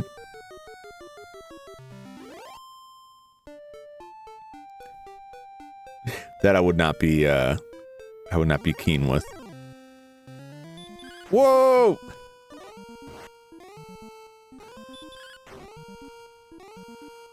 We're getting close here. Like another couple of fights, we're gonna have that $3,000. Why, it barely felt like any time passed at all. Ha ha ha! It's been hours. It's been hours. But it really didn't feel like it.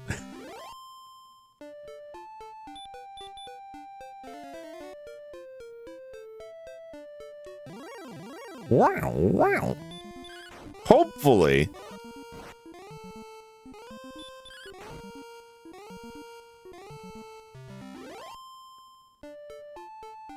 Take the skeleton on. I think we'll probably have enough for a hotel visit. Yeah, buff snowmen. Snowmen, but what if hot? Like, but why? But why though? Honestly, I saw that and it's like, I thought the Hallmark movies were bad, and then they just like they took it and went like one further. The full plate. Look at this. We get 500 gold back. We're rolling in it now.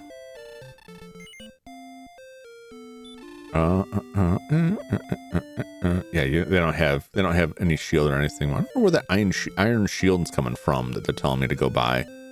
What town had that?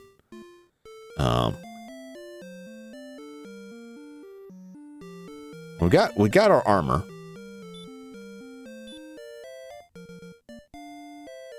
Good defense power. Go ahead and stay at the inn.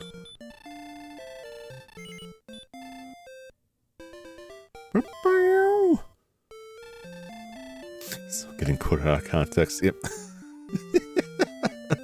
Snowman 2, Frosty Boogaloo. Snowjacked.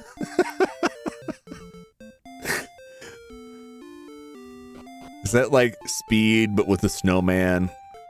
But everything else is the same. It's just there's a snowman on the bus, but the rest of the movie occurs exactly the same.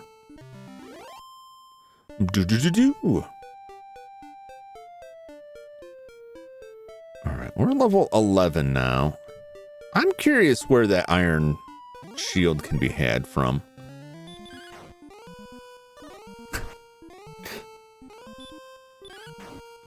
Whichever is funnier.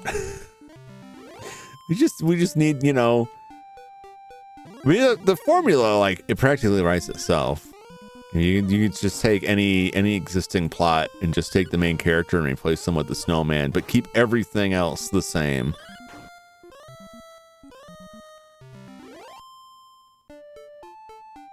Nobody directly acknowledges it. Not verbally anyway. It's especially good if there's scenes where like people have to like touch the character and they like recoil their hand and they're like wiping the snow off, but they don't say anything about it. They go to hug somebody and they're like wiping snow off of themselves afterwards, but they don't acknowledge that like something is terribly wrong here. Well, you could replace snowman with anything, like big slimy lizard person, and just have nobody say anything. Replace all of their dialogue with like guttural growls. Damn it! You're off the case, Mackenzie. Leave your badge on the door.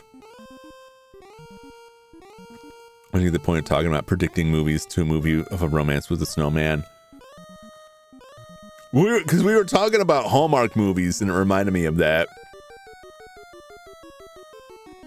And we're talking about like the predictability of like the Hallmark movies. They all follow like the same kind of plot, and it reminded me of Hot Frosty. Hydro Man from Spider-Man with snow. Yeah. That's how Iceman originally was. If you go back to the original X-Men comics, Iceman was like, they called him Iceman, but he was drawn like a snowman, and he threw snow. It's all downhill from here. We've reached that point. It's an idea, murderous obsessed snowman horror film. There is a movie about a serial killer obsessed with snowmen, or who leaves snowmen as his calling card. It might just be The Snowman. It is The Snowman from 2017. Yonder a snowman. Yeah.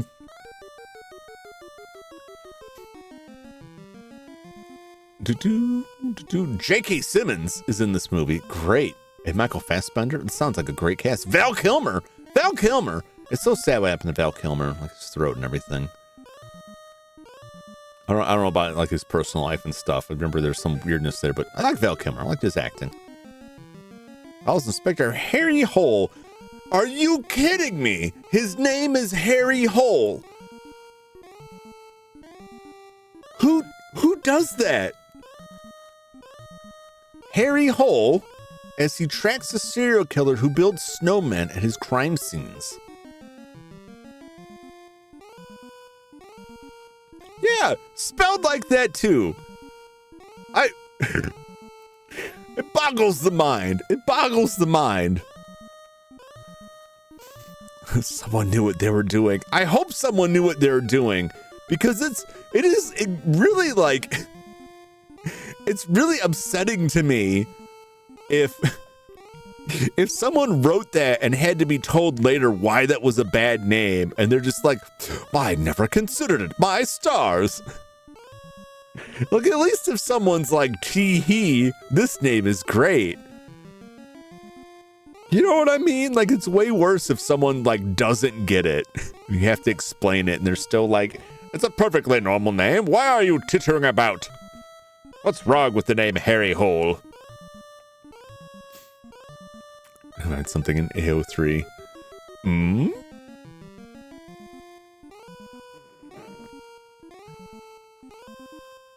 Just why though? Yeah, I just maybe there's, I don't know. I don't know if it's based on a book or something and that was just the character's name, or if they're just like, he goes by Harold. I had a friend back in high school named Harry Hole. Oh no. I cannot imagine a society of high schoolers who would not just like relentlessly destroy that name. Not really. If you hadn't said anything, I would have believed it. I would have gone on believing that. It is believable. It's just ridiculous enough believable. Something someone named their kid just because they could. There's like the comedy bits where people are like trying to come up with names for their kid, and they keep coming up with names that like, oh, he's casting stop spell, huh? Or you don't want me casting my spells, eh? Oh, he's beating me down here. Okay, we got him. So we can stand up to the Wolf Lord. He's just very tough. He's very tough. But like they have like comedy bits about like parents trying to name their kids, and like every name they come up with is just like, they don't like it because of some reason, like, well, you could make fun of them for this, and they give out like a real stretch, and then they end up naming him something like Harry Hole, and they're just like, totally fine. Who could ever find fault with that? I think he's over here. I think Goldman is over this way. Just another scorpion. Maybe down below the bridge. He certainly is down low.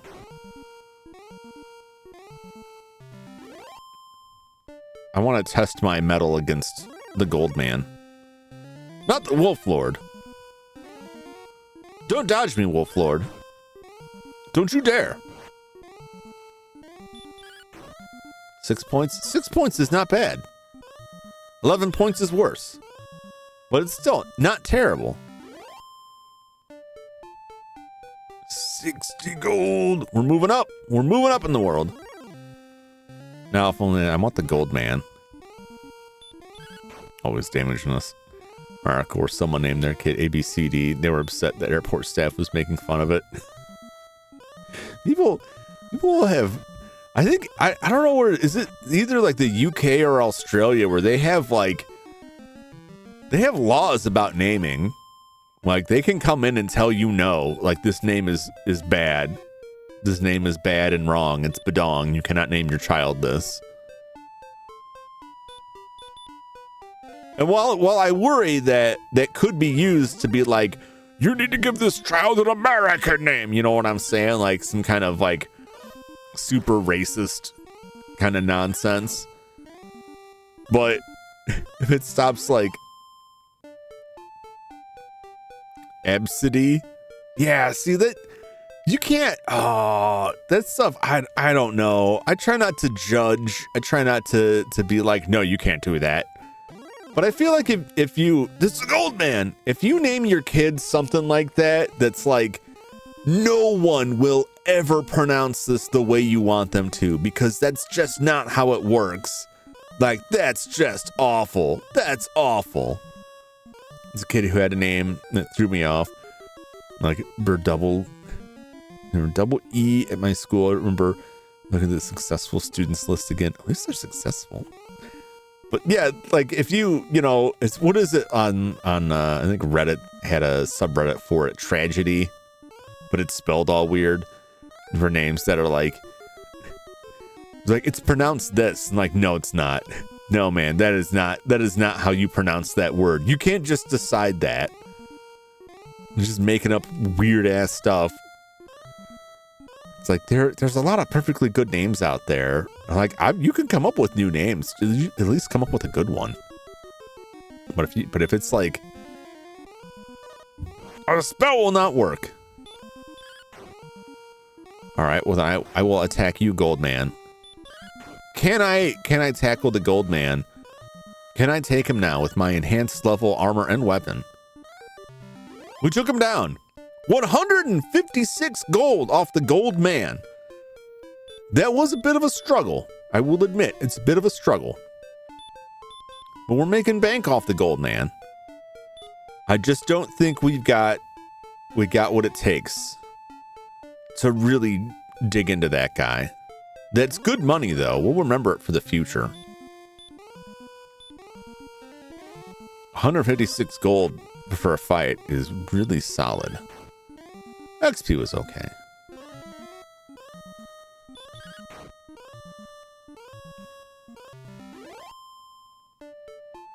What is our next level? Where's the next level at? 11. What is 12? 4,000? 4,000? We're only 547 points away. Tragedy. Yeah, yep. That's the one. That's the name.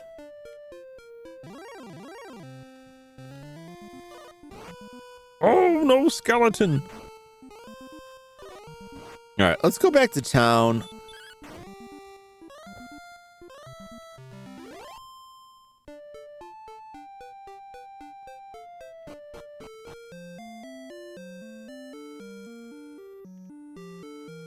We're going to rest at the inn.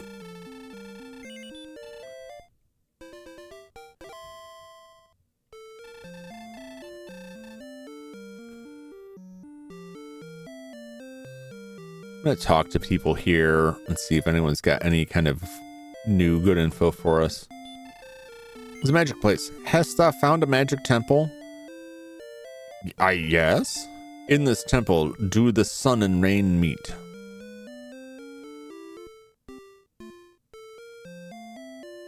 Okay, maybe I haven't found a magic temple. All right. I mean, I don't think I did. I'm trying to give children a chance to have a unique username when they go online. Yeah, I mean, you can just make up a username, right?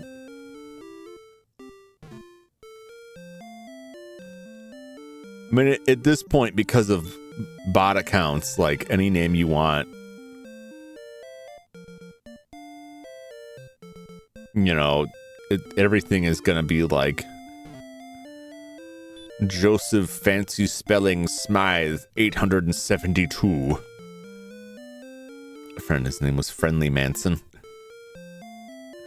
Oh, Friendly's not bad. At least Friendly. At least no one's ever gonna look at that and go, you know, I'm sorry, it's pronounced Frederick, right? I'll at least give him that. That's my beef. If you're like, you give someone a name like Friendly and then declare that it's pronounced Steven. Like, no, it's pronounced Steven. Like, no, it's not. No, it's not.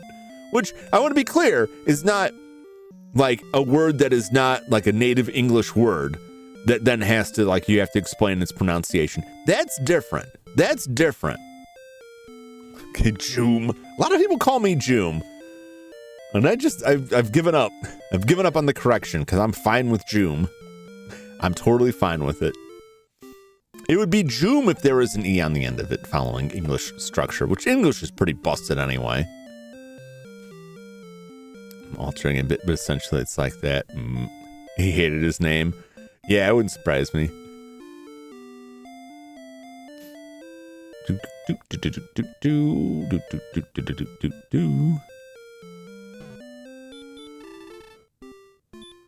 Forget where. I think it was in another town.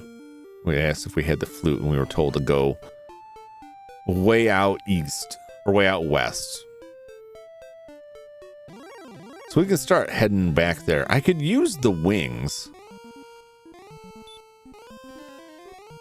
but I don't wanna. I want to use those wings. I want to save those wings for a real emergency. And that right now, it's not a real emergency. Right now, it's just like, I just don't want to walk. That's not a real emergency. Yeah, we're killing these guys much better. But that also means, like, we're wrecking these people again very quickly. But it means the amount of money and experience we're getting is no longer worth that much of a fight. Oh my gosh, I'm locking myself into the terror here. Most weebs follow Japanese pronunciation. Jum rhymes with doom, and your name can be hurting all too soon. That makes me wish my name was Jum Jumington. Seemed 4-star worked so well. Oh yeah, that's the Raccoon, or the what are they? The Ginyu Force. Ginyu Force. Started again, got mad. I missed something. I didn't want to wait a year again to get it. Oh man. Second year hitting end of game crap. I felt like that with Animal Crossing. That like when I stopped playing it, I played it for a solid year, maybe 18 months, and I kind of just abandoned it and haven't been back since. And I'm terrified to open the game up and see how much it's going to complain that I haven't been there. But all I wanted was the giant robot.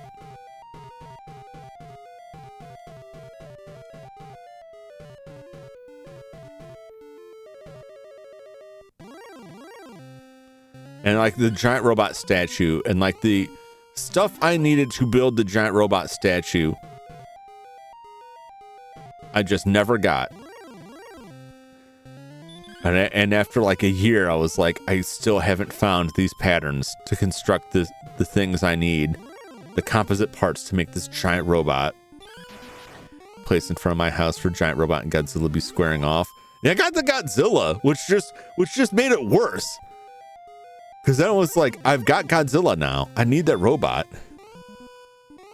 Yes, I missed something for the last level bundle. Needed a coconut for recipe. Because you can only get it spring a certain date range and sold all of them. Oh no! Oh, that's awful.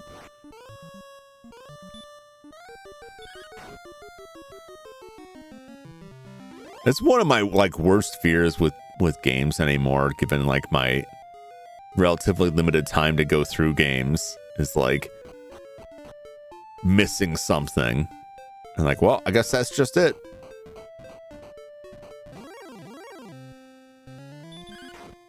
Get out of here. What are you doing in the swamp? Well, I guess there are ghosts. So, like, it doesn't matter to them. If it's poisonous, they're already dead.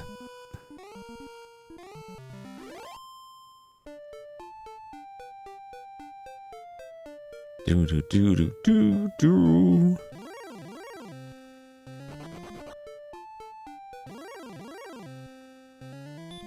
I don't even need to stop spell this man. They're just dead.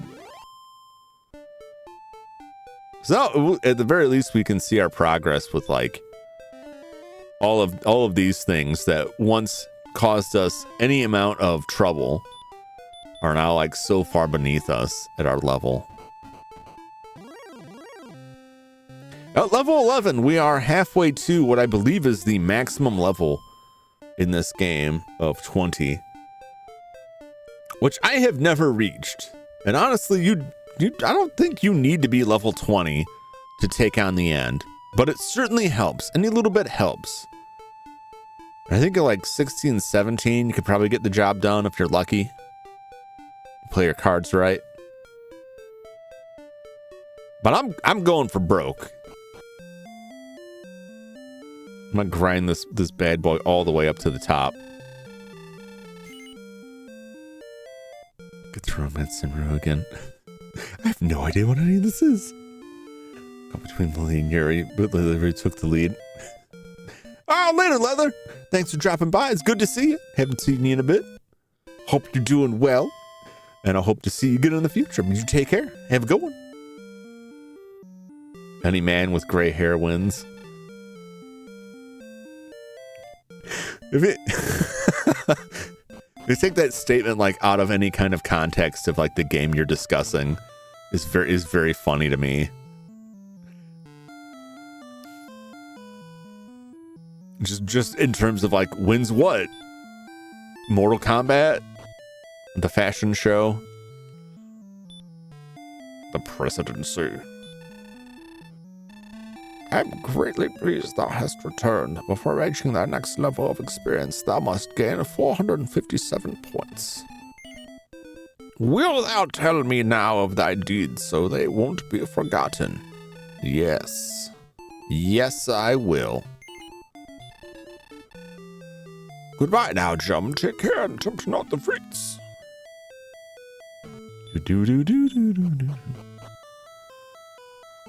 Alright, we're at 11 now. What is this? This tells us we should still be in, like, the grave. Past the next level. No, we shouldn't. Well, this is telling us not even to go south until we're level 13. It's very bizarre. A video game says, just out of context. Cool fish, man. How can, well, no, I was going to say, how can you turn down a fish man, but like, in saying that, I'm like, actually, it's probably pretty easy to turn down a fishman because they're fishmen. But that's just me. I'm not, you know. I see fish and I'm just like, no, thank you. Oh, what is this?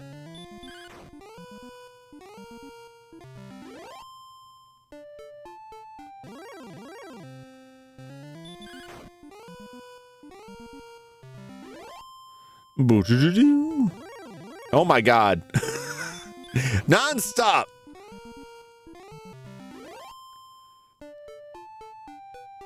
Okay, I got the worst possible roll here. If I drink Bailey's from a shoe. I'm old Greg. Shell Wizard, Money Gangs, Warlocks got bit by wolves. You like beer? So easy. Oh my god. This is awful. Oh, that's right. I gotta go all the way up and around.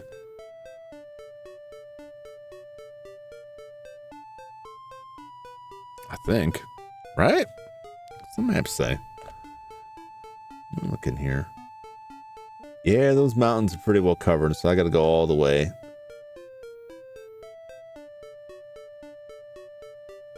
Right? I'm reading that right? Yeah, those mountains are full coverage, right? Okay. It's on a timer. It'll go away.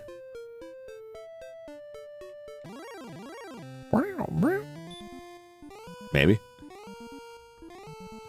Maybe I broke it. Must have broke the timer. Now, because of the way I structured the button, I can't make it go away. There we go. Well, that's an important lesson, to not accidentally hit that button twice when it's in the middle of going away.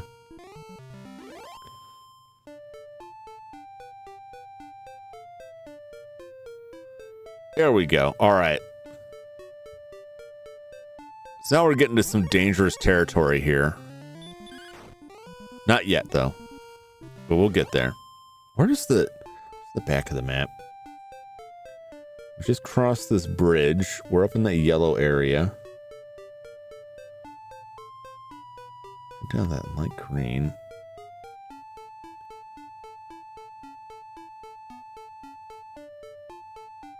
Where's the metal slime at? Scorpion.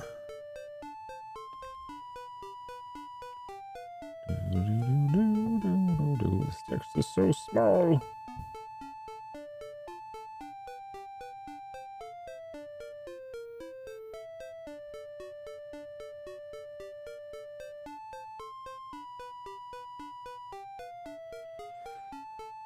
Oh my gosh. I'm blind. Where's metal slime here? I know metal slime is here somewhere. Metal slime. Is it light orange? Well, he's a ways down there. All right. We still got the green. Ghost Magician, Scorpion, Mandrake. Magidrake. Well, that shouldn't be bad. And then yellow. Okay. Let's see where we're going here. Trying to measure out from that map, like, when we can expect the more serious fights.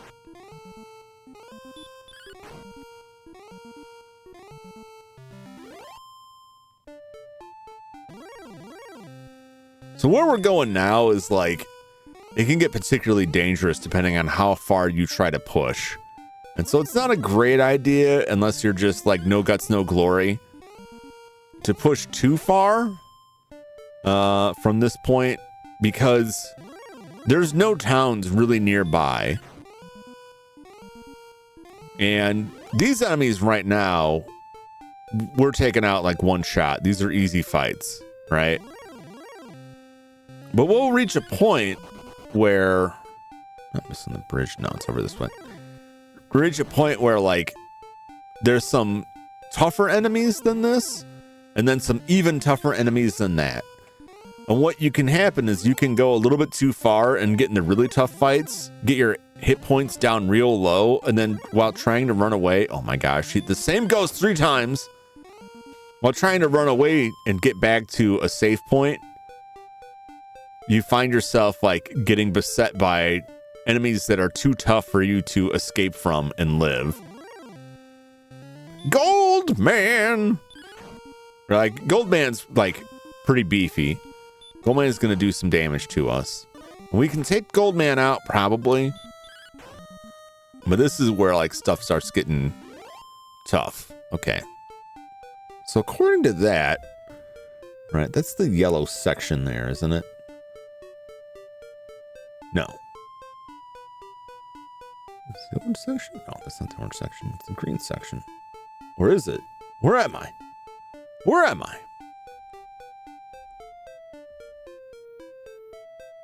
A little orange nub, am I not? Am I higher up than that? Am I misreading this? Should Goldman even be here? Where is Goldman?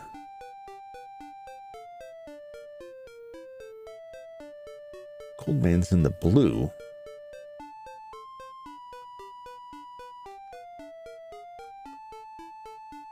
That's weird.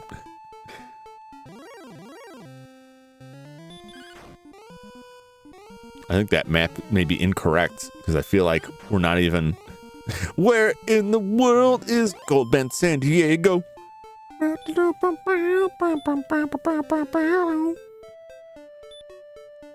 had a friend who had those games and was very good at them and very excited about playing them and would never let me try, which is fine because I didn't know any of the answers. But this is also the same friend who told me not to play Dragon Quest or Dragon Warrior because I wouldn't understand it. Oh, there's a town there in the desert. Wyvern. These guys are pretty tough. Look at that, 10 points. This thing can rip us up here. It just might. Oh, we just barely made it.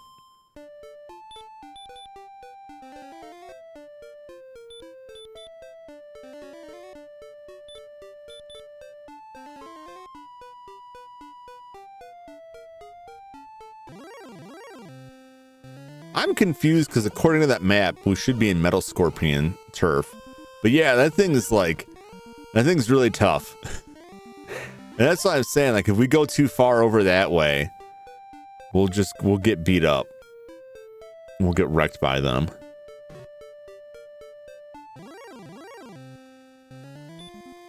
I'm very confused.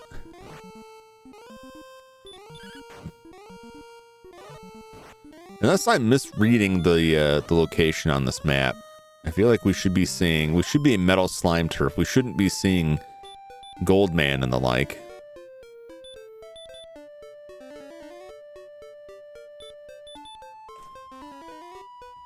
Okay.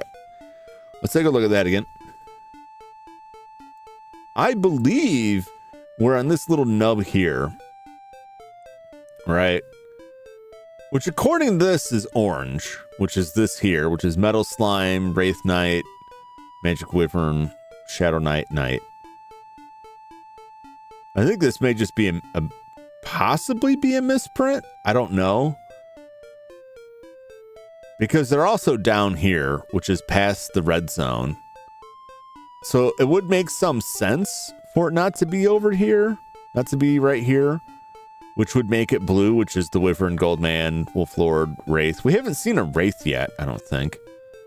And that's because I think the Wraiths, I think they look like skeletons. So I may have seen a Wraith there. No, I don't think we saw a Wraith yet. They're a little bit tough.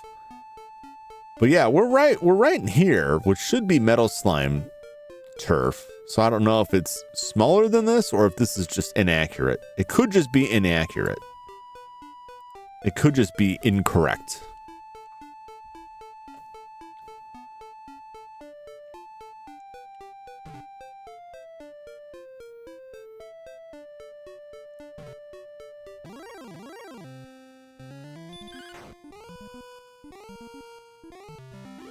Okay, and this is like firmly yellow. Yep. Go right. Perplexing. Honestly, can't remember when I last played this where I ever saw the Metal Slime, so I can't confidently say like, oh, they should be here.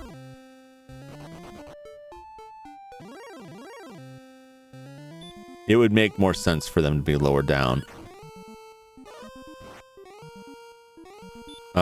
Do I hurt this guy? Does hurt work better? 11? Yeah.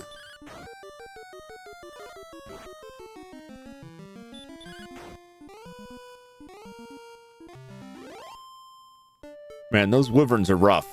I'll tell you what. Those wyverns are rough.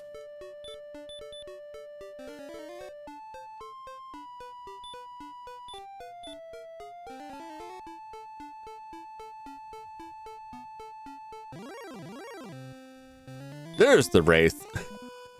The Wraith. So I'm playing a lot. Mostly caught the show and play the games on the school computers. Vern.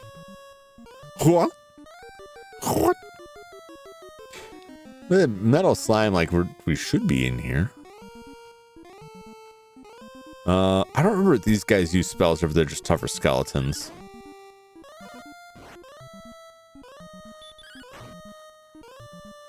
I think at this point, yeah, the Wraiths are not that terrifying. I think we outleveled them. We'll see when we get like I don't think we're going to get there tonight. We'll see when we get to the lower part of this map, when we get more south from here, where we can encounter the metal slime. I think that may just be incorrect on this map, because this is all like the blue grouping and not the orange grouping indicated on that map. And the Wolf Lords use stop spell, which is fine because I usually just chop. We're building up a tidy sum of money in all of this. All right, I'm gonna give myself a heal, and then we're gonna start walking back. So the last bit, like, this is where, in my mind, things get kind of rough, because it's a lot of grinding, more so than what we encountered before. I feel like there's a lot more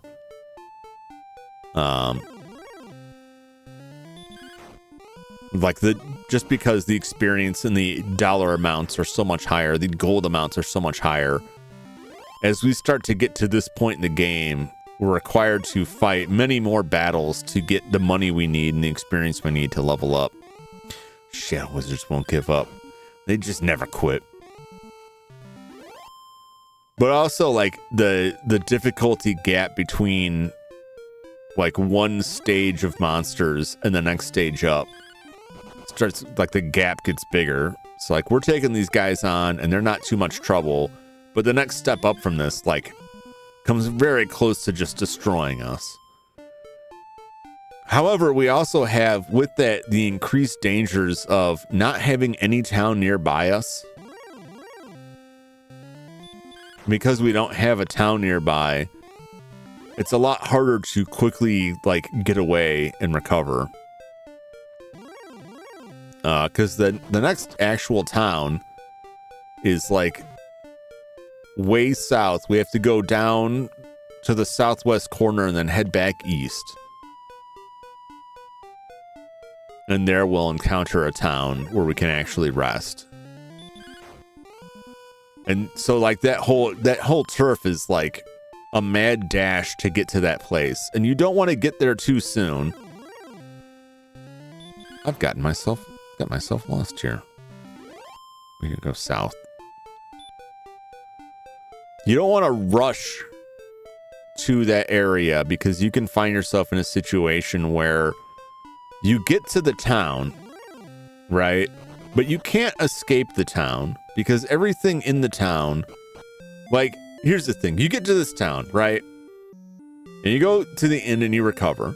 And you have, 2,000 gold, right? But the thing you want is 4,000 gold. And so you're like, okay, well, I just need to go outside the town and grind another 2,000 gold, right? But the problem is, you can't fight anything there. You can't survive a battle with anything directly outside of that town, because you cheesed it to get there. You ran away from every enemy and somehow got lucky and got to the town without dying, right? But now you have a lot of trouble leaving the town, and you basically just have to, like, either just die and get warped back. But you don't want to do that because you don't want to lose your money. Or get lucky and run from everything to get far enough away from the town to where you can actually survive fighting the things. It's similar to, like, a problem that would happen in Resident Evil, where you get to a save point, you get to a safe room, and you have, like, 2 bullets and no healing items, and you're on the verge of death, and you save, and then you realize, like, you haven't saved for a while, or you've overwritten your last save, and there's a zombie right outside the door, and you spend, like, an hour trying to get past that zombie because you don't have the bullets to kill it, and you don't have the health to survive an attack, and the only way you're going to progress is to get past that one zombie and hope that there's some health packs beyond. And after that zombie, there's another zombie, and you're just, like, trapped there because you pushed yourself too far and you're not really ready. That can happen in this. Now, worst case scenario in this is that you die and come back to the castle here, right? And then he just takes half your money. But when you're at, like, thousands of gold, That really sucks. That really sucks. But yeah, I think we got it. We got to go back down there. I don't know. I think I can't make it through there right now. So I think the key now is like let's get another level.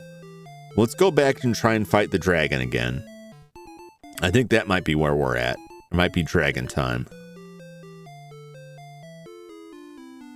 And then we'll see. Because what is this? I don't like live off of this. This is just like kind of a helpful thing. So this says level 15. Level 15. Fight the green dragon. But I think that's a different green dragon.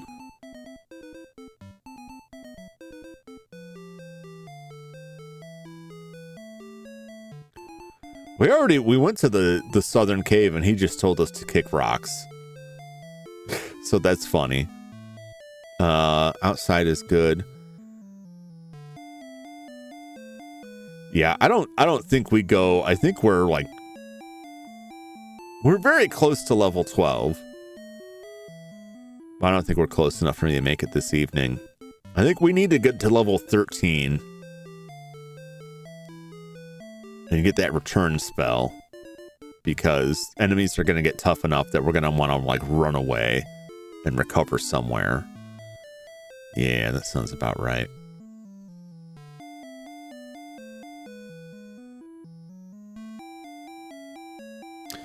I don't know where the iron shield is sold. It tells me to get that. That must have been another town. Sounds like a good strat. Yeah. Let's save. We're 205 points away, so we'll surely go up to level 12 next time. Yes, tell me your deeds.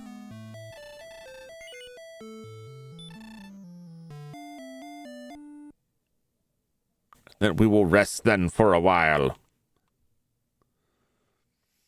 If you turn the power off first, the Imperial Scroll of Honor containing your deeds may be lost. All right. All right. Do.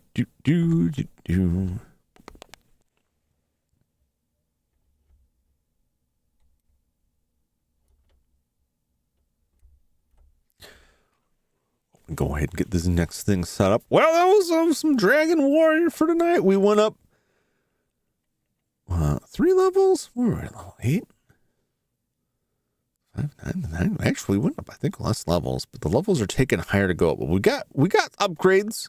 We had some fun conversations, I think.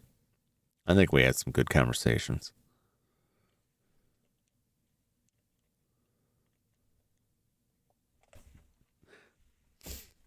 Comfy times. That's what I aim for on the Sunday grind. Is just chilled out, relaxing. We just battling enemies over and over again. We're going good. We're gonna have to just knuckle down and grind more. That's all there is to it. We're just gonna have to wander the areas and battle some more. Because we have reached a an impasse, I suppose, that we are not quite a high enough level to get down south there. We're just not quite there yet. But we are a good enough level that we can battle stuff around Remoldar still for quite some time. And the longer we fight there, the better we'll get at that, because a little bit more HP, a little bit higher defense, we can take more fights. So we're just going to be racking up money and trying to buy whatever good stuff we can, wherever we can find it. Hopefully without dying. Although there's not much else cities until we get to like Cantor, I believe. Yeah. I'll have to see if there's where I can find the Iron Shield. We may not need it. Because I think once we get to like, the map is actually here. Once we get down here, and this is like quite a trek. Because this is where I was doing that fighting. We're right here. In this section, before we even cross this bridge, once we get in this area, we're fighting a class of enemies that comes very close to killing us. They're very tough fights. So we're going to want another level or 2, maybe 3 more before we go down there, because we're going to have to go through all over this, all over down over here to get to this town. And this is the town. You're so far away from anywhere else here that you could get here by chance and then get stuck here with a pile of money, but no way to kill anything around you to actually get more money. And I don't want to have to fight that desperate fight. I'd rather be too powerful than too weak when we get there. So we're just going to hang out Remoldar for a while longer and continue to grind up there. And I want to take that dragon on. Another couple of levels. I think we'll be ready. I don't know the exact number, but I think we'll be ready. Because that's right, there's something in there. There's a door in there that the dragon is guarding, and I want what's in that doorway. I want what's back there, damn it. The Southern Expedition is going to be good. It's going to be rough. It's going to be a tough one, but we'll get it by over prepping. So that is it for the Sunday grind, but don't go anywhere yet because it's time for Bubble Bobble.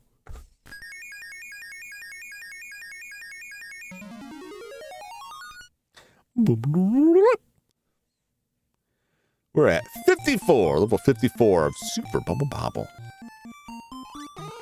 Nope, you got me.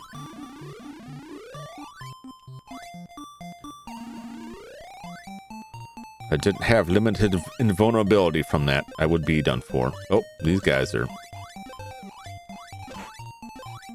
I can just need to get up.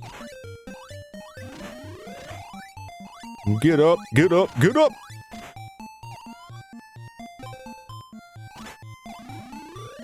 Oh, that guy's real salty over there. Oh, don't rush me! Look, these guys do not want to tangle with me over here.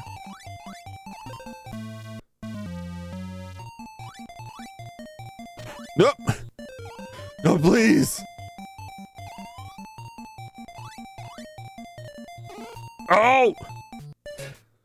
I couldn't find a good way out of that.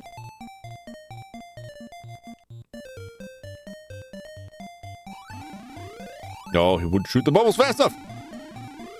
There we go.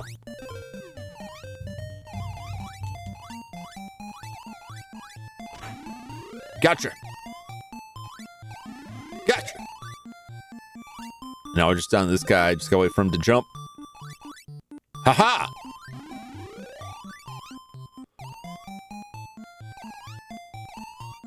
Oh, the last tomato. If I had just walked over there, we would have got it. All right. Well, that's on the Bubble Bobble from tonight. One step closer to the ultimate finale of Bubble Bobble. All right. Well, thanks everybody for stopping by. Thanks for hanging out. What's this game? This is Bubble Bobble. This game I play at the end of streams. I play single level Bubble Bobble.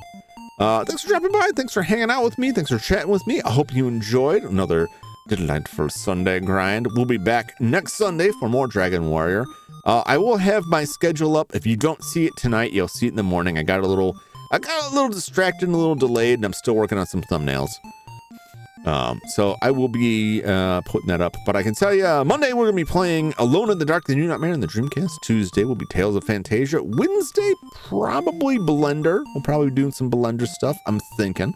And then Thursday, Call of Cthulhu. Shadow of the Comet. That'll be that. So yeah, look forward to that. Until then, I guess have a great evening. Have a great start of your week, and I will see you all on the next one. Until then, so long, everybody. Bye-bye.